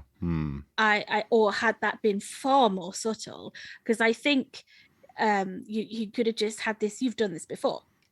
Well, in that sense, they could red pill, blue pill, because we all. That's that's the decision. That's the whole. And they could have said thing. They could have said you've done this before by literally taking him to a version of the same room with the same chairs and the same fireplace, instead of having the movie play behind him. Possibly. Yes. Yeah. And again, I mean, I had to suspend belief quite often, in the sense of, like, when we saw the real footage from the game, because I mean, I was sitting there going, there are cutscenes, aren't there? Yeah. In video games and stuff. But it took me away from the moment, because there was that, what's dissonance. There was this kind of dissonance in the sense of, like, you had to re-enter the imagination stream in terms of, this is a film, but it's supposed to be a computer game. Oh, I suppose there are cutscenes in a computer game. Okay, this is, but the fact that was my thought sequence took me out of the movie. Yeah, or you have to imagine that within this Matrix, computer games are extraordinarily built. Yeah, just astonishing experiences. Yeah. But unless in this exposition we hear about the anomalium, where and this is where we can talk about this proximity element, where it seems that having Neo and Trinity close together is important. The anomaly of the Matrix, the whole thing is powered in part and made possible by at the very least Neo being in the Anomalium. And when he's finally, I mean, action ensues. There's guns. There's running through a train, etc. But they go through a mirror. And when he's in the real world, there's an interesting line actually where I think this is actually quite important. Bug says they took your story that meant so much to people like me and made it trivial. Analyzing what happened within this version of the Matrix and the fact that his life has become a computer game in this version of the Matrix.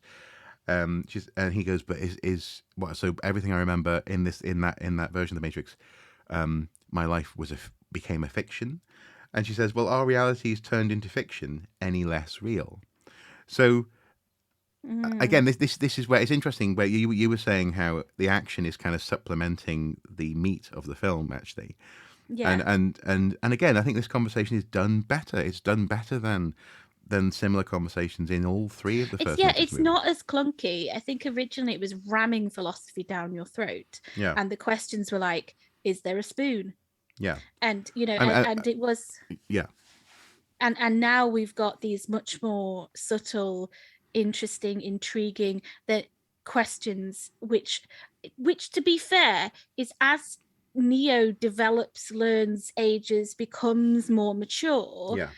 Your understanding of these things go through those processes as well. So it was like that kid with the spoon in the first one was kind of where he was at emotionally, mentally with the concepts then. And now we're at this kind of mature, more subtle understanding, more intricate understanding where you've got these kind of really nuanced things going on. And that to me was way cooler. And which presumably they can do because of Legacy. This idea, again, this is almost like someone, again, another conversation that I imagine possibly Lana's really had with someone about this. They took this story that meant so much to me and they made it into something trivial. They took a really important exploration of what it is to exist. For some people, it was very important. That Matrix movie, for some people, will literally change their lives. Certainly changed their ability to talk about how they feel internally and externally. Yet it was summed up in that production meeting earlier on in the film as bullet time. Yeah. But breaking any concept down to a single word is reductive. It takes away from it. And I think what this movie in general put more in, took it back to the kind of interest and excitement and conversation starter that the first one had all over the internet before it was kind of trivialized by the fact that the second and third one didn't push maybe as far as they could have.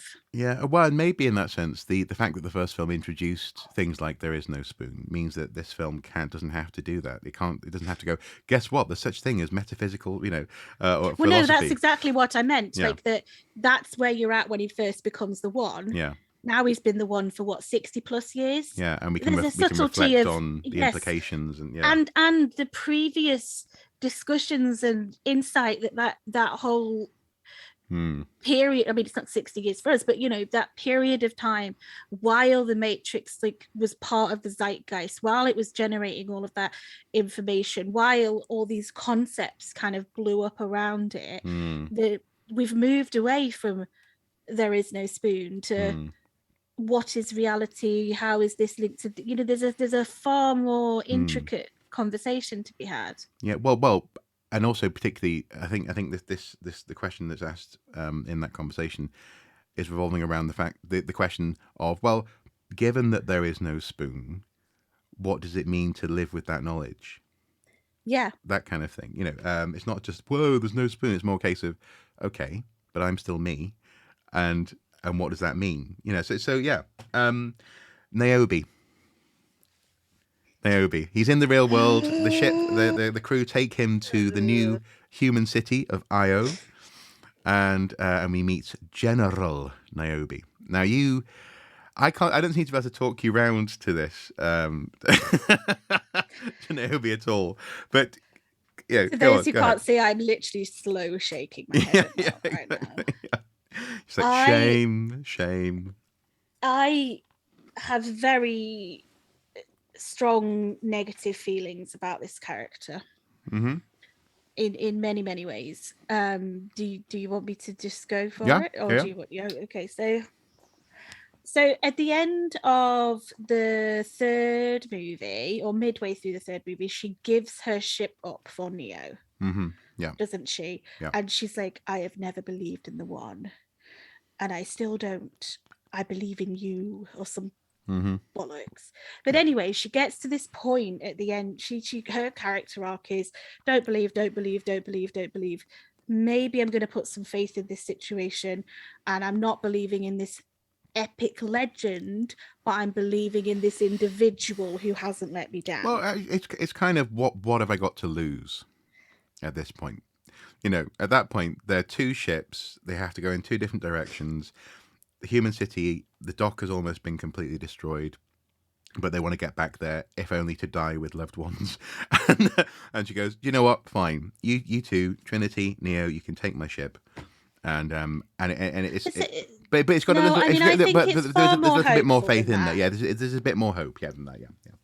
But basically, she gets to this point where she's like, she believes that there's something about Neo, not necessarily that he's the one, but maybe something. It's vague, but it's a kind of nice character arc. And the last time we see her in the third film, she's I think she's hugging Morpheus thankfully, and she sort of says, was it thank you Neo, doesn't she?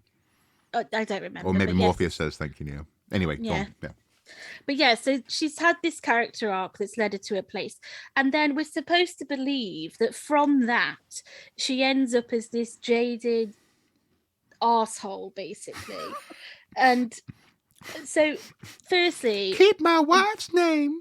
Yeah, I dislike Jada Pinkett Smith. I think is it Plinkett Smith? Pinkett, yeah. I don't know, but I am in the throes of really disliking this woman, having seen her on some interviews where I just think I don't think it's like okay to embarrass your spouse. She's living basically on her own moral plane, shall we say? Yeah, definitely. And that has upset me. But then I also don't like her character in this. I don't find her position reasonable. Is one of the problems here that I know I haven't given you full room there to explain everything there. No, but it's fine. It's one of the problems here that we are told, but we do not necessarily get to see or fully understand the actual pressures that are on her. We have to do an awful lot of work listening to everything that happens in IO to get a sense of things went bad in Zion. Yeah. The machine piece with humans is very tentative. And for example, this notion of going fishing, actually looking for humans to take out of the Matrix, as opposed to people, if they want to leave, and fewer want to leave than ever before, are allowed to leave, is risking reigniting war and therefore destroying IO. So she's got this pressure on her saying, basically just telling her captains, don't go into the Matrix, don't look for people. But she's also then it's like Neo did nothing, and she even self-acknowledges that contradiction within her own understanding, because she acknowledges that Neo did something, that Neo stopped the war.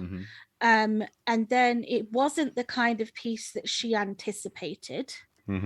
It certainly wasn't a messianic peace in the sense that it was everlasting. Work had to be done after that peace process had been started. Resources grew scarce, machines started fighting each other. It wasn't like a happy place. And somehow this has turned into Neo being at fault, and that that whole line of reasoning doesn't work. No. And this is where I'm at. And I mean, you and I discussed other plausible reasons for why she may have had those kind of feelings about it, but they absolutely were not explained, shown. We had to do a lot of work to connect this stuff together. So, for Yes. example, I suggested that the fact that they're able to grow strawberries, and she says Zion could never have made this, could never have done this with that philosophy that they had. Oh, we need just to survive. It's them or us. She said Io was built by them and us, because now we have programs that can exist in sort of floating, hovering, magnetically bound fields of nanobots or whatever. It's machines and humans working together that are making the world better. And it's almost, it feels as though if you hold that in your head, you think that is worth fighting for.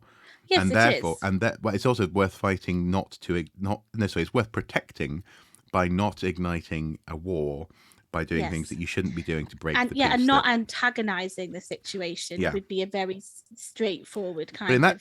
But it's also very static. Whereas in the first trilogy, it was machines and humans. They're struggling in the Matrix, struggling in reality.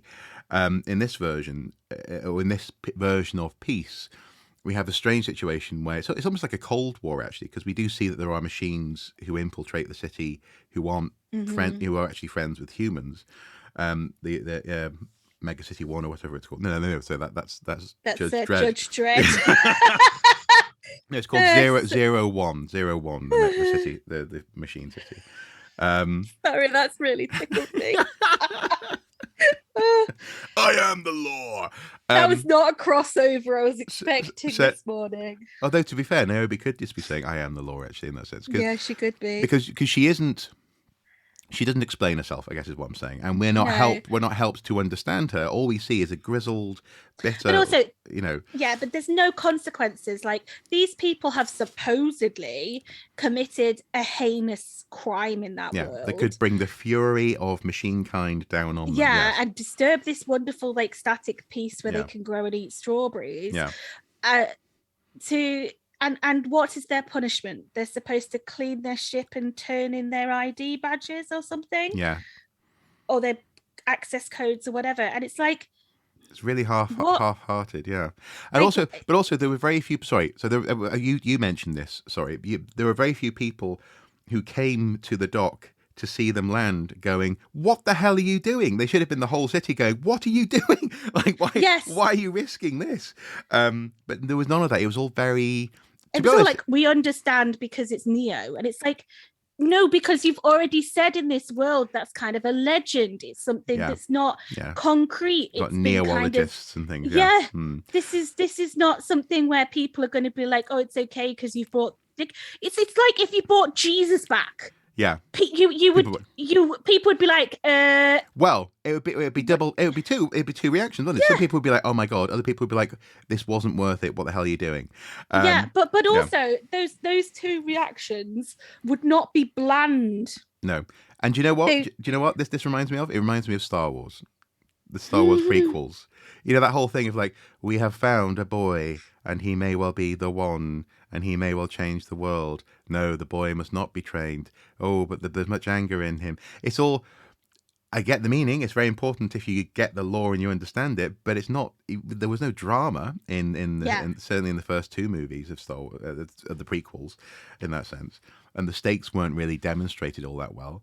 And that's what happened here. It was very sort of, blue screen city, and we're not helped to understand Naomi's position, given that Naomi was so important in the second, third and also it was crucially free of drama. And I'm sorry, it made the tension there zero. Like, Neo's locked up, and he instantly escapes. And it was just, and I'm not saying you should artificially insert drama. No. But there was drama there that could have made it more interesting, in the sense of, like, if you had shown people's reactions to, like, what the hell are you doing? You could have ruined this for everybody. And then also the fact that they volunteer for pretty much a job that they think is a death sentence because they respect her so much, but they're totally happy for people to disobey her orders. That's later in the film, but people, she goes, I can't ask anyone to volunteer for this, and everyone steps forward, and yet she's been so what's the word? So nothing. Ephemeral, nothing, exactly, And so, but it's interesting because as Neo's been taken up to his Rapunzel Tower, as Morpheus calls it, The Morpheus program calls it. One of the soldiers says, "People wanted to be free. You know, things have changed, but now we've given up. They've given up." So there's this. Yeah, but again, this is like, is that because of the what do you call it? The neologists and etc. Yeah. No, I was thinking I want to call it the abomination, but it's not, is it? The anomaly? The anomalium. Is Anomalium. it because that system that the analyst has made is working? It's such a good level of control that it's actually stopping people from wanting to leave. Yeah. But within the city of Io, there's another way of having drama there. You could have had an bubbling undercurrent of humans who are going, you know, well, this wasn't the peace that we fought for. You know, no one's leaving the Matrix anymore, but they're imprisoned. How can they possibly be happy with that? Yeah, but no, nothing. And that would have played back to Cypher in the first film. Even less than bliss. That, they could have just literally had the people, the people that take Neo up in the lift having an actual reaction. Yeah. Rather than just an intellectual response. They could have had an emotional. It doesn't even need to be much. It was just the showing that they had broken a fundamental rule of that society, and the peace and the future of the species. Like that's what we are told. Do we feel that? No. Do we see it? No. Because that's my issue. Because he almost instantly escapes. Morpheus like marbles down a drain pipe, appears on his balcony. The ship hovers in front of them. Clearly, no one was watching the crew as they cleaned their ship and handed in their access code. Then you're supposed to believe that nobody just waves them off practically. Well, but nobody's pleased that they've escaped, and you're like, no. If she genuinely thought this was a bad idea, she would not be like, oh, thank goodness they're out of my control. She'd be like, put him back in. And even if she'd have had that, like, I think we need to put him back in. Because you are threatening the peace that you died for, and you're now going, no, the sacrifice is too big. You can't take back that choice. You've made it. Yeah. Well, and that whole thing would have just been interest, drama, conflict, storytelling. She should have said, you don't get a second shot at life, Neo. You went to the city, you died, and now we have peace thanks to you. And you're not even you anymore. You're some sort of reconstituted version of you. Yeah. Because he hasn't aged as much as she has. Yeah. You don't even exist in a human-like way anymore. Yeah. Also, as well, they could have had Io sending gunships after the ship, saying stop them, re-imprison him. Because there could have been some real peril until what's her face, Satine, comes in her little like manta ray dinosaur thing. Form, and then is like, no, this is what we should do. And then also her turnaround would have had some impact. Mm-hmm. So I think we could all agree Will Smith's wife is a twat. Well, what I was going to say was I think we can all agree that section of the film probably was the least effective. That too. Keep my wife's name out your fucking mouth. I'm sorry. Sorry. I've literally turned red that I've said that, but that's fine. It's okay. It's okay. We all make choices. Now, interestingly, they end up back in the Matrix. They've got a mission now. They're going to go and try and convince Trinity out to leave the Matrix. And in order to do that, Neo wants to sort of to parley with her, wants to meet with her. And there's a section where we bump into Smith, who's now fully Smith, and he's sort of very angry that he's had a leash on his neck. That he's been made to be. Well, actually, he was sort of, as you were saying, as you were alluding to before. How interesting though that he made you a balding nerd and me even more perfect. I think these piercing blue eyes might have been a step too far. I genuinely think that is the ego of Smith. Like, I think that part of the control for him is that he has... I was placating his ego. Yes, I genuinely think that's part of... Because he's incredibly grandiose, isn't he? And Yeah. self-adoring and self-replicate. Do you know what I mean? All of Yeah. those things. And yet, from the very first film, one of Neo's central characteristics is questioning, what is this? What is reality? What is the Yes. Matrix? Am I wrong? Is everything else wrong? So of Am course I he's, special? or am I not? Self-doubt Yeah. is very Am I crazy? in Yeah. Neo's, yeah. So therefore, And of course, then he's that, going to be a balding nerd who's just, yeah. yeah. But then in comes a blast from the past. Smith has apparently come across some exiles, and we have the Merovingian who's ranting about what he's lost, because he used to be a very powerful trafficker of Yeah. information who loved to swear in French, and now And he's wrote just orgasms into chocolate cake. yeah, exactly. Yes. But now, yeah, exactly. It wasn't your neck. It wasn't your lips that she was kissing, my love. But and actually, if you look closely, the other exiles are the his henchmen from the mansion. And they are, in third film. fact, the werewolves that clearly haven't been killed because they haven't been killed with silver bullets. No. However, Second I film. am going. Yes, Yeah. I am also going to say here, I felt this section was potentially audience pandering. It did not. I don't feel. I mean, it was fun that the Merovingian turned up. I do not believe in a million years that his programming would have led him to become that kind of disheveled. Like, I'm sorry, he would have stolen a better coat. He just would have done. He would have he was shaved. not. Well, yes, it's just like. I don't believe his pride would have let him appear to have fallen so far. Whether or not he had, I think he would have become better dressed, better turned out. And he's ranting about sophistication, reading, originality, movies, the quality of life, as opposed to, and he goes beep beep beep beep, like texting, and then he's got that social media. He's got that fucking coat that was from that Cats film where she's like, Matrix. That's it. His troop went and joined Cats. And it didn't work because they were all dogs. Yeah, exactly. Exactly. Yeah, they're all werewolves, and he's just like, sacre bleu. So it was an interesting callback. He sort of rants again about like sequel something or other, which again could be possibly meta if this film was to get a follow up.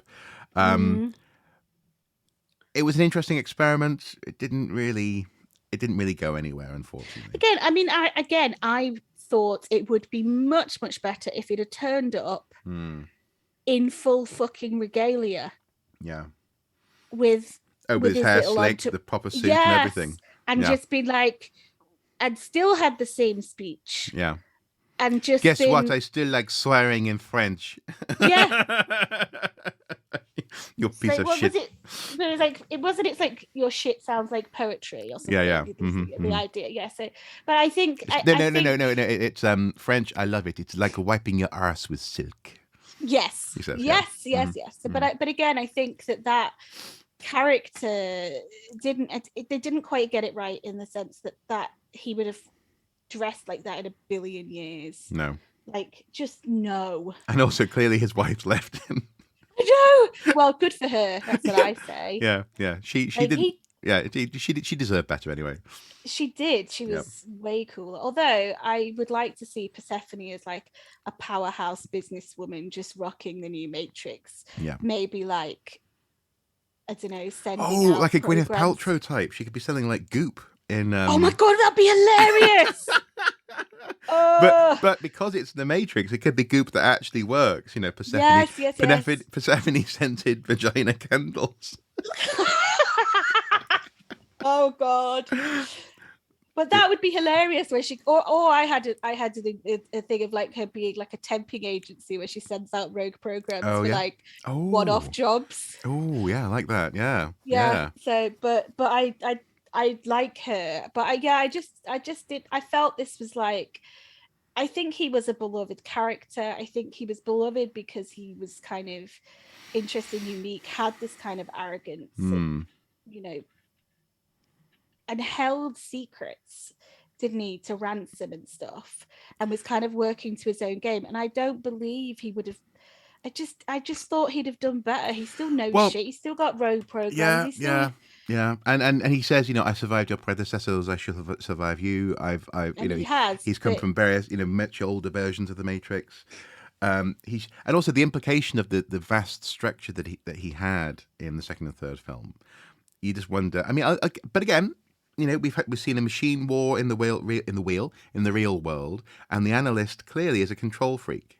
So yeah, he's micromanaging, isn't he's he? micromanaged the whole thing. Yeah, so maybe there was no room for a Merovingian to traffic information and rogue programs and stuff like that, because the I architect was still so think he standoff. could have stolen a better coat. Yeah, better. Also, as well, it's machine code. Like, can't he code a better coat? Well, I know. Yeah. If he could write an orgasm cake, I'm pretty sure he could make a waistcoat. That's good. Oh, that's a damn That's good a point. transferable skill, Yeah, isn't it? yeah. Like if you can make code, Yeah, that you makes can a make cake. code. Exactly. Yeah. Oh God, there you go. He should have been running a boulangerie where everything in the shop gives you orgasms. Here, have this eclair. Oh no, he should have been treating. He should have been treating hysteria. Yeah. Oh yes. Yeah. Mm-hmm. With a hysteria pill. Yeah. Or a magic wand. See, actually, now the thing is, magic wand. All right. I always manage to smut it up a bit. It is battery operated. So anyway, machines are better than men.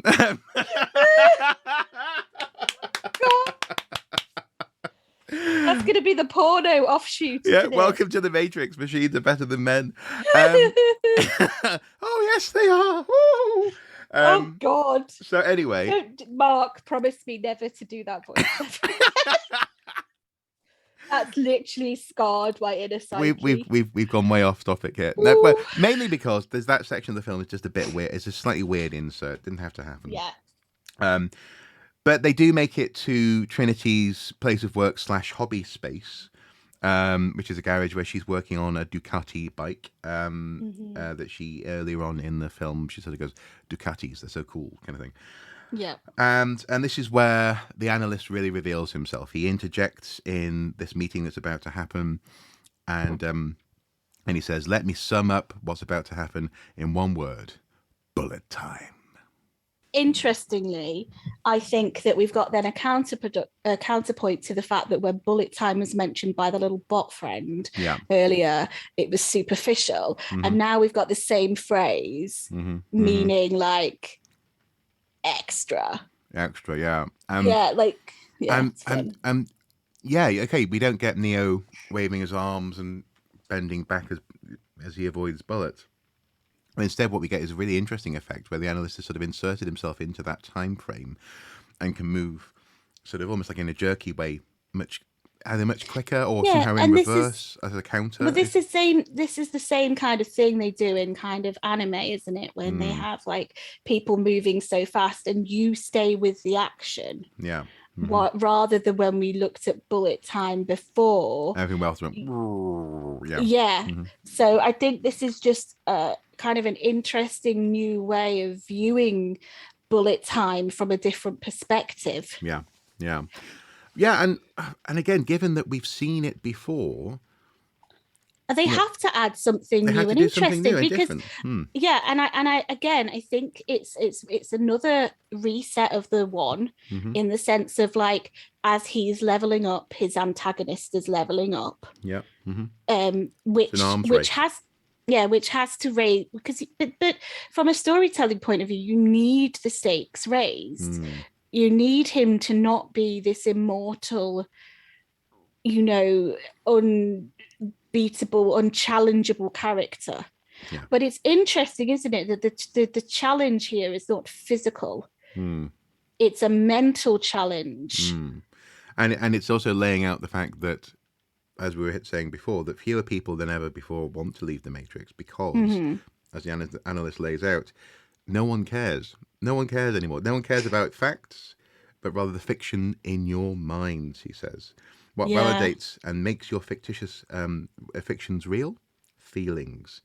And you people believe the craziest things, he says. Well, people do believe in zombie Jesus. They do, yeah. But they also believe in that the moon landing didn't happen. Yeah. Here's the thing about And feeling. that we're all from a race of like, what is it? The Anunnaki, a lizard race who built the pyramids. Lizard people. Here's the thing about feelings, he says. They're so much easier to control than facts. Mm-hmm. And essentially everyone's lives, and I think this is more or less what we were talking about earlier with this notion of the therapist and the focus on the self, quietly yearning for what you don't have while dreading all the time that you might lose what you do have. The definition of reality: fear and desire and fear, baby, he says. And it's meta. It's very meta. Even his use of bots, the fact that he talked about how instead of overwriting copperheads or batteries, people with agents is such a waste of time. It's much better just to have basically a 50% ratio of bots to, or 1-to-1 ratio, sorry, of bots to humans in this matrix. So digital NPCs who are ready to do the bidding of the system at any moment. This is as I was saying before, this is how you end up with people saying that the Earth is flat and that there are lizard people who run the world. Disinformation, appealing to feelings, spreading questions that feed. But that is how the analyst is working. He's appealing to people's feelings as opposed to facts. He's appealing to what they want to feel about themselves and how they want to exist in this reality, as opposed to the structures that bound people together and bind people together in a shared reality. People get to be comfortable in their own fiction, as opposed to having to confront questions of what is real, what does it mean, what does it mean to be real and to be real with other beings. What's my responsibility in relation to other people? But also, like, there's a kind of idea in there as well. It's like, is happiness complacency? Like, do you need to experience other emotions to challenge, to take you out, to have progress? And he's sort of setting up this idea, isn't he, that because we're placating people, because we're just giving them what they want, they're into this state of, like, I mean, I'm not going to say happiness, but benign kind of no negativity, complacency, contentness. Well, contentness, but as he says, but also fear. So yes. you tell people there's a terrorist. You tell people that there's an impending doom potentially. So you fear losing what you have, and therefore you don't. He was talking about how also this relates to power output as well. Keeps on setting new records because people are just so emotionally wired based on what they're being fed. I have to say, I'm extraordinarily in touch with my feelings at the moment, which must be powering the Matrix amazingly. Yep. Yeah, well, I can see that that'd be you're very, you can practically feel the energy coming off Ruth sometimes. She is a battery. Yes. She's a human, a spiritual, a generally. I am an empathic generator. Exactly. Yeah, it's just a pleasure to be anywhere near her. Slight interesting side note. We then have Neo's been beaten back, and the team have to go and come up with another idea, because the analyst is like, "Go away! You're not gonna talk to Tiffany, and I'm in control of everything." And so the team come up with this notion. They go back to Io. We have Niobe. We have Satine, Bugs, the rest of the crew, and Neo. And they're examining a plan to pull Tiffany, Trinity, out of the Matrix. And there's this interesting thing of they mentioned that there's a risk of resetting to the previous version of the Matrix if Neo doesn't return, and that Trinity at the moment is the sole source of power in the anomalium.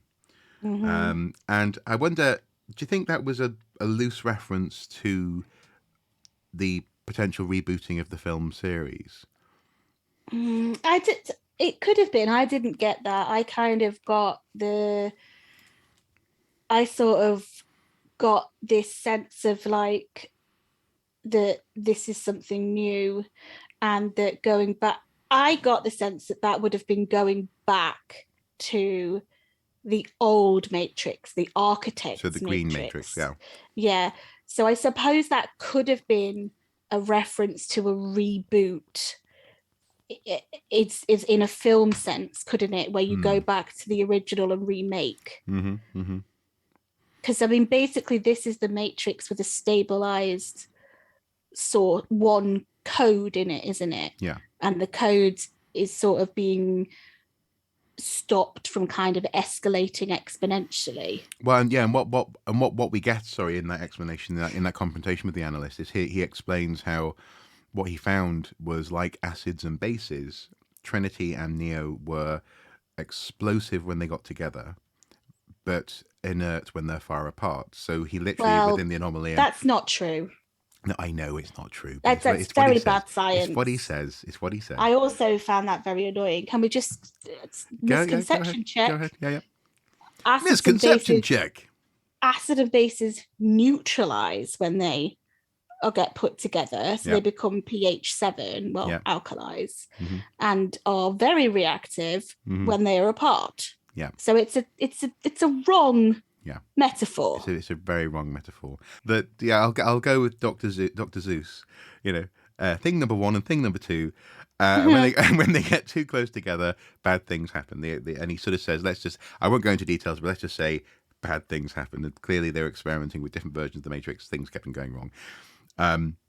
In the real world, it looked as though actually they had, as they're being reconstructed, they actually had an energy that would affect the machines around them if they got too close to each other.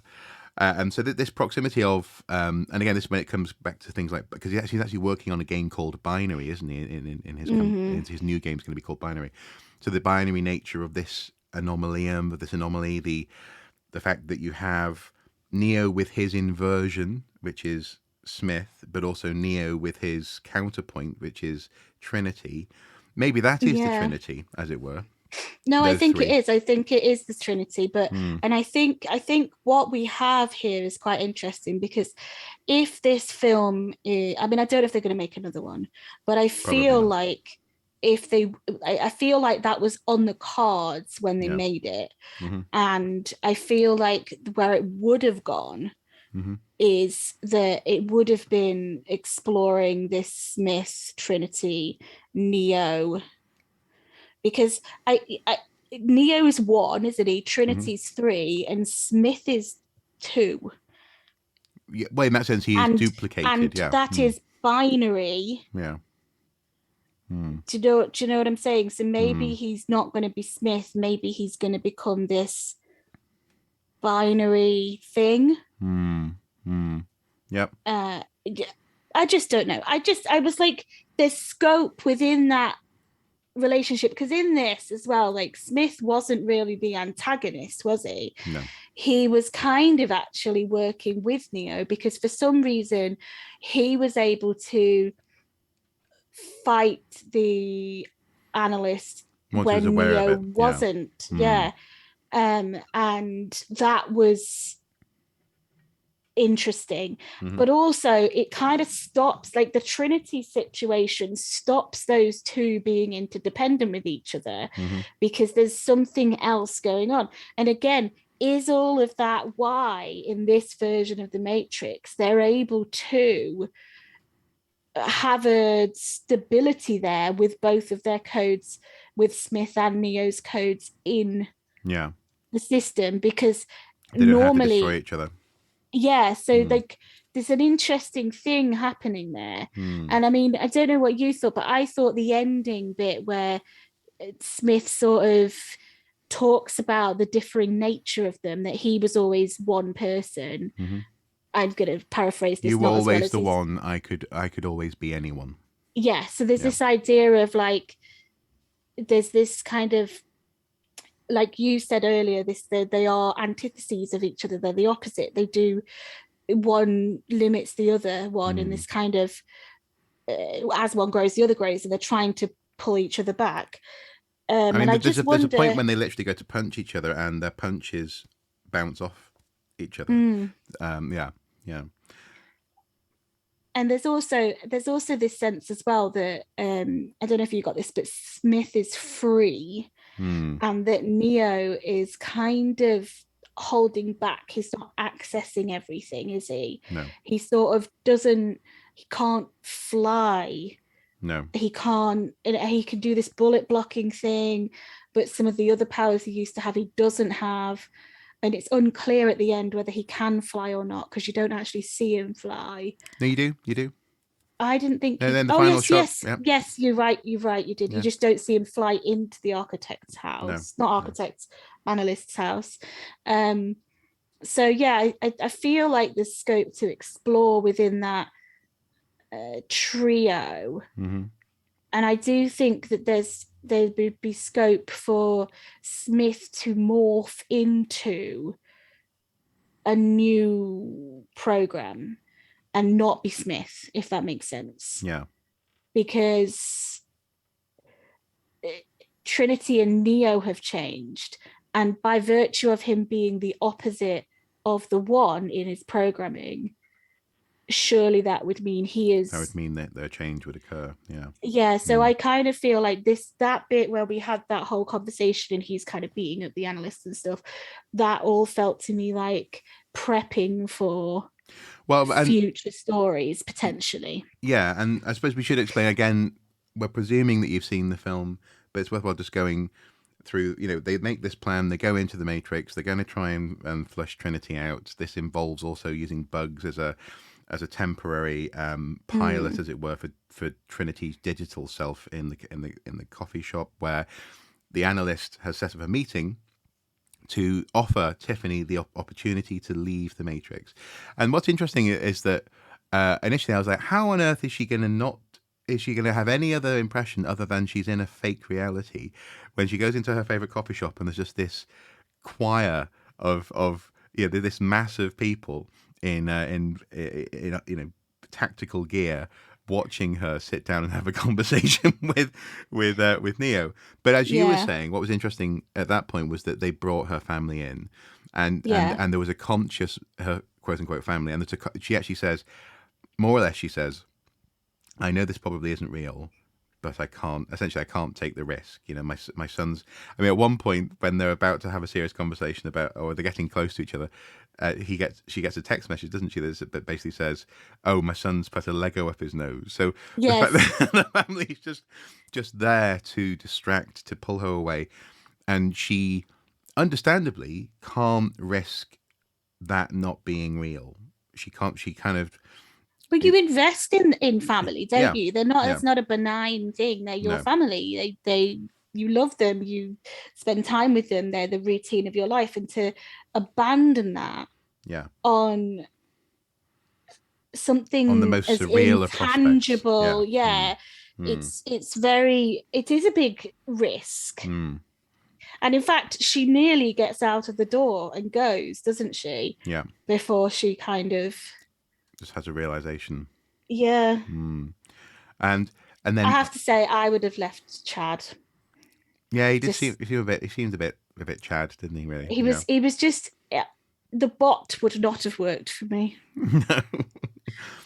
But remember, machines are better than men. I know. I was just thinking about that when I say this. I was like, oh god. Oh no.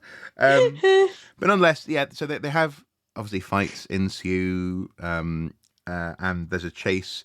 Now that Trinity has sort of decided to be Trinity, and Smith has intervened and shot the analyst in the head, which I thought was a really great effect, actually, where he sort of broke down into like bits of code. And I found it very reminiscent, actually. A couple of instances were very reminiscent of the T-1000. Did you get that vibe? Yeah, no. Mm-hmm. Which was kind of a welcome thing. Yeah, that was good.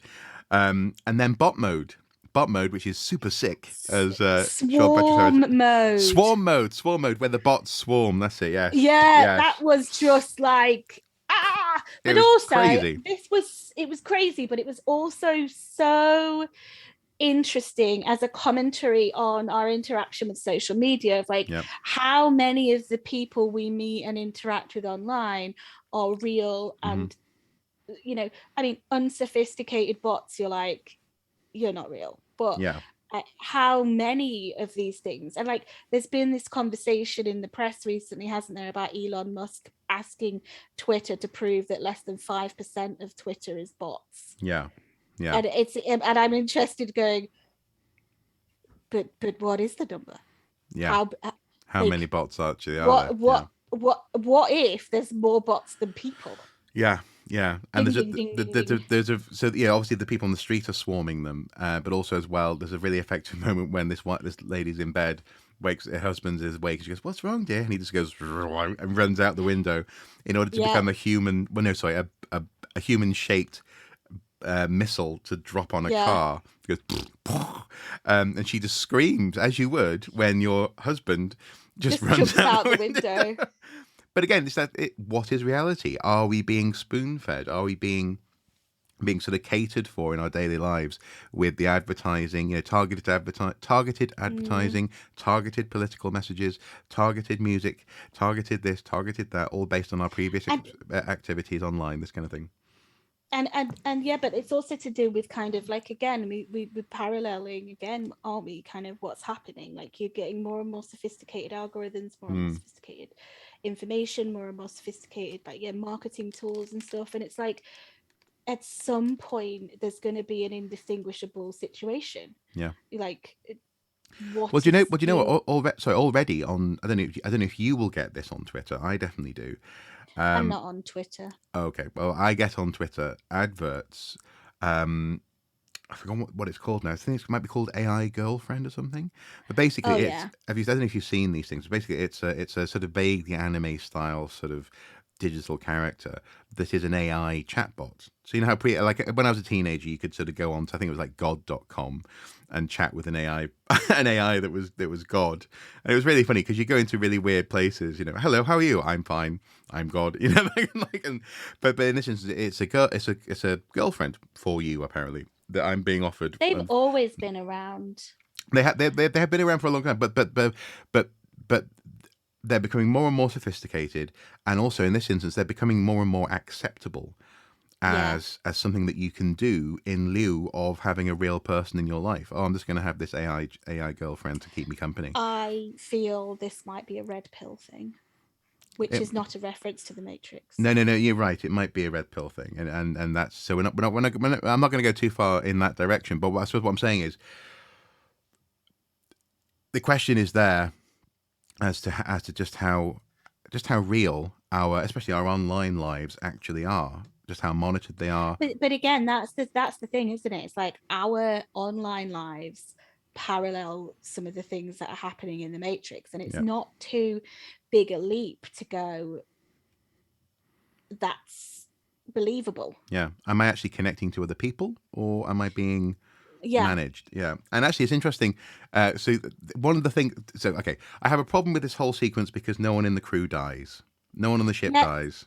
Same. On the Nebuchadnezzar, people died. Obviously because Cypher unplugged people. Can I just also say, but there are plenty of people within that crew that could have been fodder, because we met them like once. Yeah. They said nothing. No one died. And Bugs could have had an emotional connection with them that we could have observed as being like, no. Yeah. Yeah, but not like I totally this. agree. Not like this. Yeah, exactly. They should have all just been wearing the like red shirts from Star Wars. Yeah, Star Trek. Star Trek, yeah. Yeah. Sorry, that's a faux pas. Very, very much so. I'm hiding. You are banned from the podcast. I will no longer take part. My shame is too great. You will nod as I speak. But no, so no one dies. But there is a funny moment where one of the crew shoots out the window and says, "I hate bots." Yeah. That was kind of cool. So bot mode and swarm mode. Sorry, swarm mode with the bots. Sorry. They eventually jump off a building. They've escaped them. Neo and Trinity. They try and fly, and Trinity at this point. And we have this lovely moment of levity, don't we? Yeah. And levitation. Yeah. Well, actually, no. Sorry. I've jumped. Very, very good. You've Thank you. You've I've been practicing my. You've redeemed yourself from your faux pas. Nice pun. But actually, sorry, before the levitate and levitation, we have, sorry, a moment on the roof, which is actually, I think, really quite beautiful. And I think this connects to the animatrix as well, the sort of visual art form. Represent different representations of the Matrix, where Trinity has a moment of, she just exhales on the roof, and in her breath there's little bits of code, and she kind of sees in the sky bits I of did code. not notice the code in her breath. Very, very subtle, and it's just very cool, gorgeous, and it's the sort of thing that you see in is it called The Test, possibly, in the Animatrix, where, I mean, actually, in the test, it's basically where you got these two samurai who are fighting on a roof, and one of the members of the crew has been told, I've killed the rest of the crew. The machines are coming to plug me back in. You can join me too. We can both go back to the Matrix. And it's just testing this member of the crew. And as they're slicing down enemies, they are turning into code. So that's what happens to Neil Patrick Harris's character. That's quite a cool little thing. Yeah. But this idea of playing with what the Matrix looks like and how it works. That moment of serenity on the roof is fantastic. But anyway, they decide to jump, having been shot up by a helicopter, and it's a literal leap of faith. Yes. Mm-hmm. Because up until this point, Keanu Reeves' character, well, because that's the other thing, just before the swarm mode kicks, he's like tries I'm gonna to fly, and he like does his jump. And he's like, nope, not doing that today. And then they're like, shit, let's get on the motorbike. Yeah. So yeah, there's a slight ripple, like the ground ripples around him. Yeah. What? And then nope.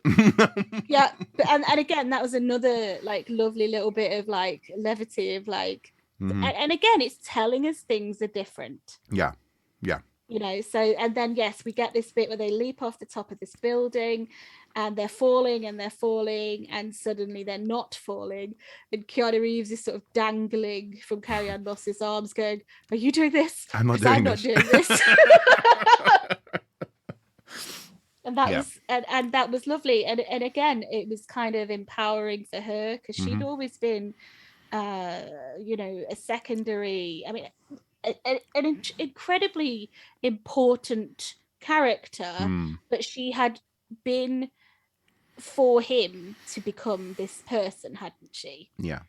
Like she was important to him, but not necessarily important to the grander scheme. Whereas then she takes on this role, which is far more center stage. She is now equal in many ways that she wasn't before. She shares this power of the one skills, and again, we're like, where has this come from? How has this crossover happened? And is it it asks a lot of questions. But also, I think as actors, as an actor and an actress, depending on how she wants to be referred to, her life has mirrored this in some ways, in so much as she was kind of typecast as the badass from the Matrix.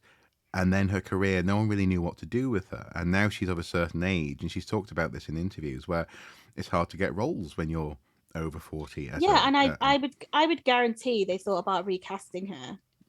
Because... Well, so I imagine someone probably did. I mean, obviously Lana decided to approach her and Keanu at very similar times, though. But someone probably said to Lana, "You should recast." Yeah.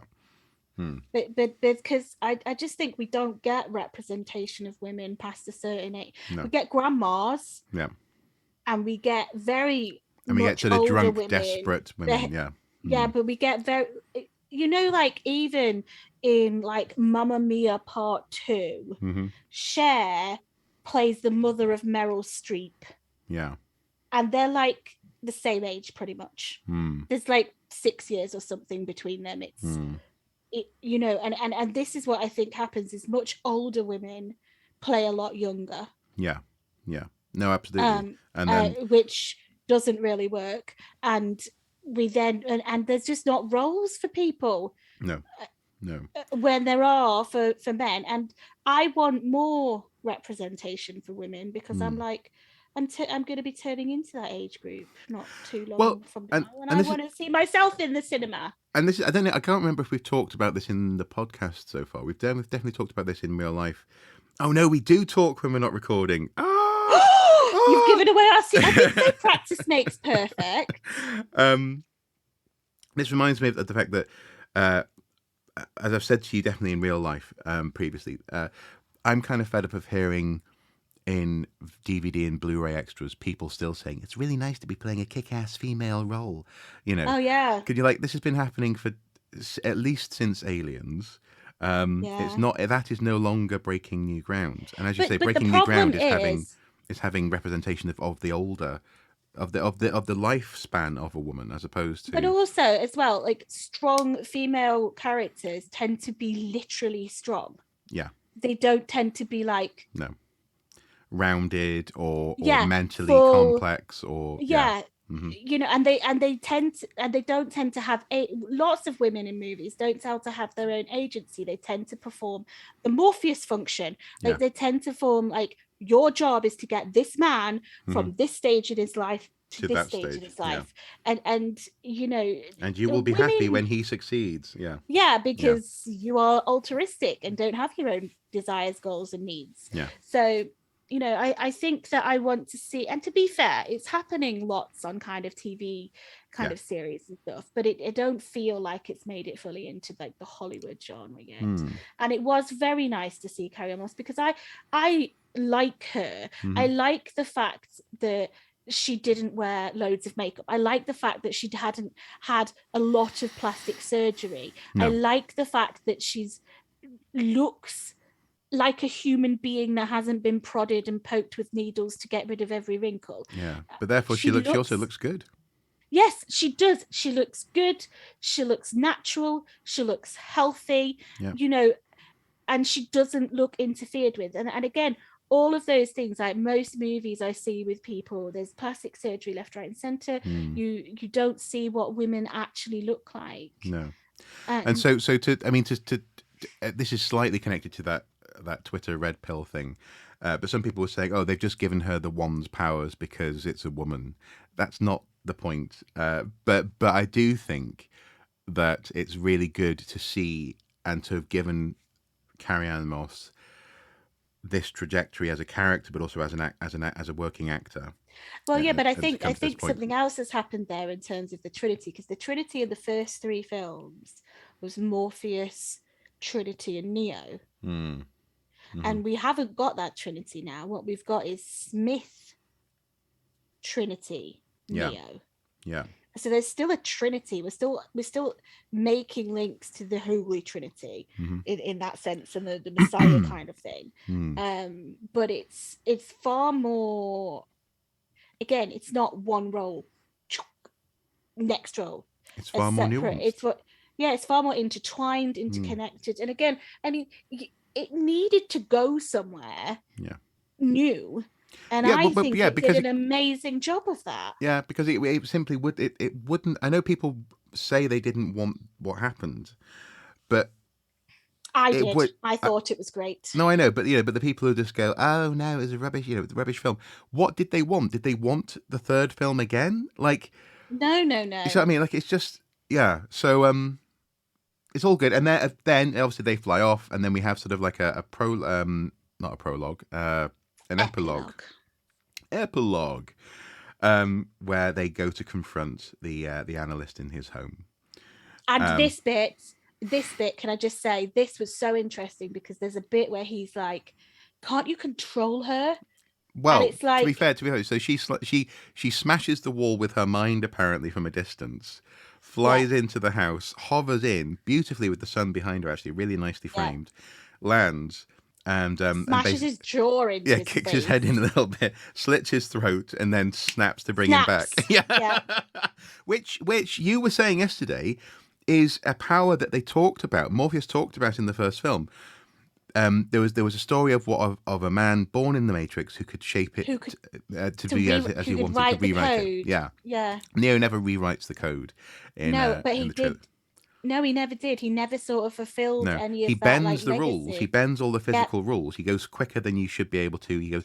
And it annoyed me actually because you get the sense that the Merovingian is writing code. Yeah, like the orgasm cake. Yeah. Yeah, well, no, but that was the whole thing. Is like she sees this, she does not know what is happening. And it's like he's written this code, so you get the sense that Neo should be able to do that. And like, yeah, writing code is boring. It's someone sitting at a screen and typing on a computer. But you get the sense that like it doesn't have to be in this world. It can be bending, forming, shaping, which he didn't do apart from he flew a bit. Yeah, but the fact that she can go and bring him back again is hinting at that power of the one that we never saw really happening. Yes. The fact that she chucks him into a wall and says that's for using kids to manipulate me, that kind of thing. And then, as you say, sorry, she's ironically, Ruth, I'm talking over you, where when he says, "Can't you control her?" Yeah, so that was the bit where, again, this is the bit for me that made. Oh, actually, so one more. No, I'm joking. Go on. This is the bit where it made me think that like he has just been using all these kind of mindfulness techniques and everything as like manipulation, and that he actually subscribes to this old kind of patriarchal view of like you should do what you're told, blah blah blah. And he's actually a structuralist. He believes in functions and structure and and roles. But then I love the fact that Neo is just sitting back watching stroking the cat he loves being awesome, and he's like, "What do you mean, controller? This is the perfection before you." Yeah, she's amazing. amazing. And I love that, and I love the fact that when she's like, because it harks back as well. They have they have that conversation in the thing, and she's like, "I want to kill him" or something. I can't remember, but it was quite a violent thing. She said of her husband when he laughed at her, saying, "Doesn't that look like me?" She said something along the lines of, "I want to kick him hard enough not to hurt him, but maybe to knock him over," that kind of thing. But she says something quite violent. Yeah, and then she's like, "Oh, sorry," and Neo's just like, "No, I love it. That's you. Yeah. You are that person. That is the person I like." And I quite like the fact that she is always has been kind of a fighter. Not, she is kind of physical, but she's strong. She's vengeful. Yeah. She's not nice and pretty and nothingy and hollow. No. She's got feelings. She fights. She's an antagonist. She's got lots of agency. And well, and now with the promise of being able to click and change things, they're going to put rainbow in the sky. It's going to be like Pride Sky. Yeah. Well, yeah. He says, paint the skies with rainbows if you want, but he says, but the sheeple, they crave the comfort of certainty. You're not going to get these people out, to want to go with you. They don't want choice, and that sets up these central themes of control and choice and all this stuff that's always been in these films. But crucially, when they fly off, and they do fly off initially holding hands, but then she isn't dragging him through the sky, Neo through the sky. They actually are flying independently, and I'm saying that not from a power perspective, but rather just to say that Neo actually now seemingly has rediscovered himself. As it were. They're both wands, or the wands, or duality. They're the twos, powerful twos. They now there is the promise that was at the beginning of the first film of, I'm going to show them a world without boundaries. I'm going to show them what it looks like not to have you there. They can paint the sky with rainbows. Wake up! Exactly, but by Brass Against the Machine. So it's a female singer doing the classic Rage Against the Machine song, echoing Trinity's awakening and Trinity's ability now to do what Neo could do at the end of the first film, and the fact that actually, if they were to do something else, maybe it'll be in a different media. Who knows? Maybe the interesting question next is actually what would happen if you did see someone fly off in a city? What would happen if you did actually see, the sky suddenly filled with rainbows and things, and you're shown that this world is not real, or you're shown that this world is filled with other possibilities? What would happen? And actually, in some ways, that question is answered. Bugs, when she saw Thomas Anderson Neo jump off the sky, not fall. She was awakened. So so you're seeing. So yes, they're talking about, aren't they, giving people things that will cause them to question the reality they're in. Yep. But they're also talking about it not being scary, aren't they? Yeah. Which is what the analyst is all about. Mm-hmm. He's like, this is scary, and they're like, no, it's beautiful. We're gonna have rainbows. Yeah. We're gonna and also they remake say this world. and they say thank you for giving us something we never thought we could possibly have, a second chance. Yeah. Which again is beautiful because they went and sacrificed themselves at the end of the third film. I think this film is great. I think if you actually think about it, it's bloody great, and it connects nicely to the first three. All the problems that other people have identified, I don't think are problems. The look of the Matrix is different for a reason. The editing choices are different for a reason. The conversation structures are different for a reason. I think it's a more mature film made by a more mature filmmaker. And it belongs in this series. I think it does a great job. I agree. It's very good indeed. Can't you control her? We finally agreed on something. God, we have. Now we have to stop talking. I know. We might create a paradox that could cause the end of the world. We might do. So we're in our own anomalium. We have agreed on something. And who knows what happens next? Well, actually, we do know what happens next. We've hinted at it. We've come across this ourselves. We're going to talk about Hannibal in our next episode. Yeah. So Hannibal the Cannibal Lecter. I think I'm going to tell you now. I'm not rewatching Hannibal Rising. I refuse. You don't have to. You really don't have to. But I have read the 3 books. Silence of the Lambs, Red Dragon, and Hannibal. Have you watched the TV series? Yes, I have actually. I didn't love that as much, though, I have to say. But yes, it's. Look, I know, but it's not the original. I really like the original. Okay, fair enough. I didn't hate it. It's beautiful. It's gorgeous. Well, look, listen, we're getting into the discussion that's going to be our next podcast. Yeah. Okay. So we will be discussing stuff around Hannibal Lecter. Control her? Sorry, go on. Oh my God. Also, I have given Mark a big stack of Stephen King related homework so that we can do a Stephen King probably after that. Yeah. Yeah. So that's kind of coming your way soon as well. And we're also obviously on Instagram, YouTube, and in real life. And in real life. I'm also looking into, I'm not promising yet, but maybe this is going to happen.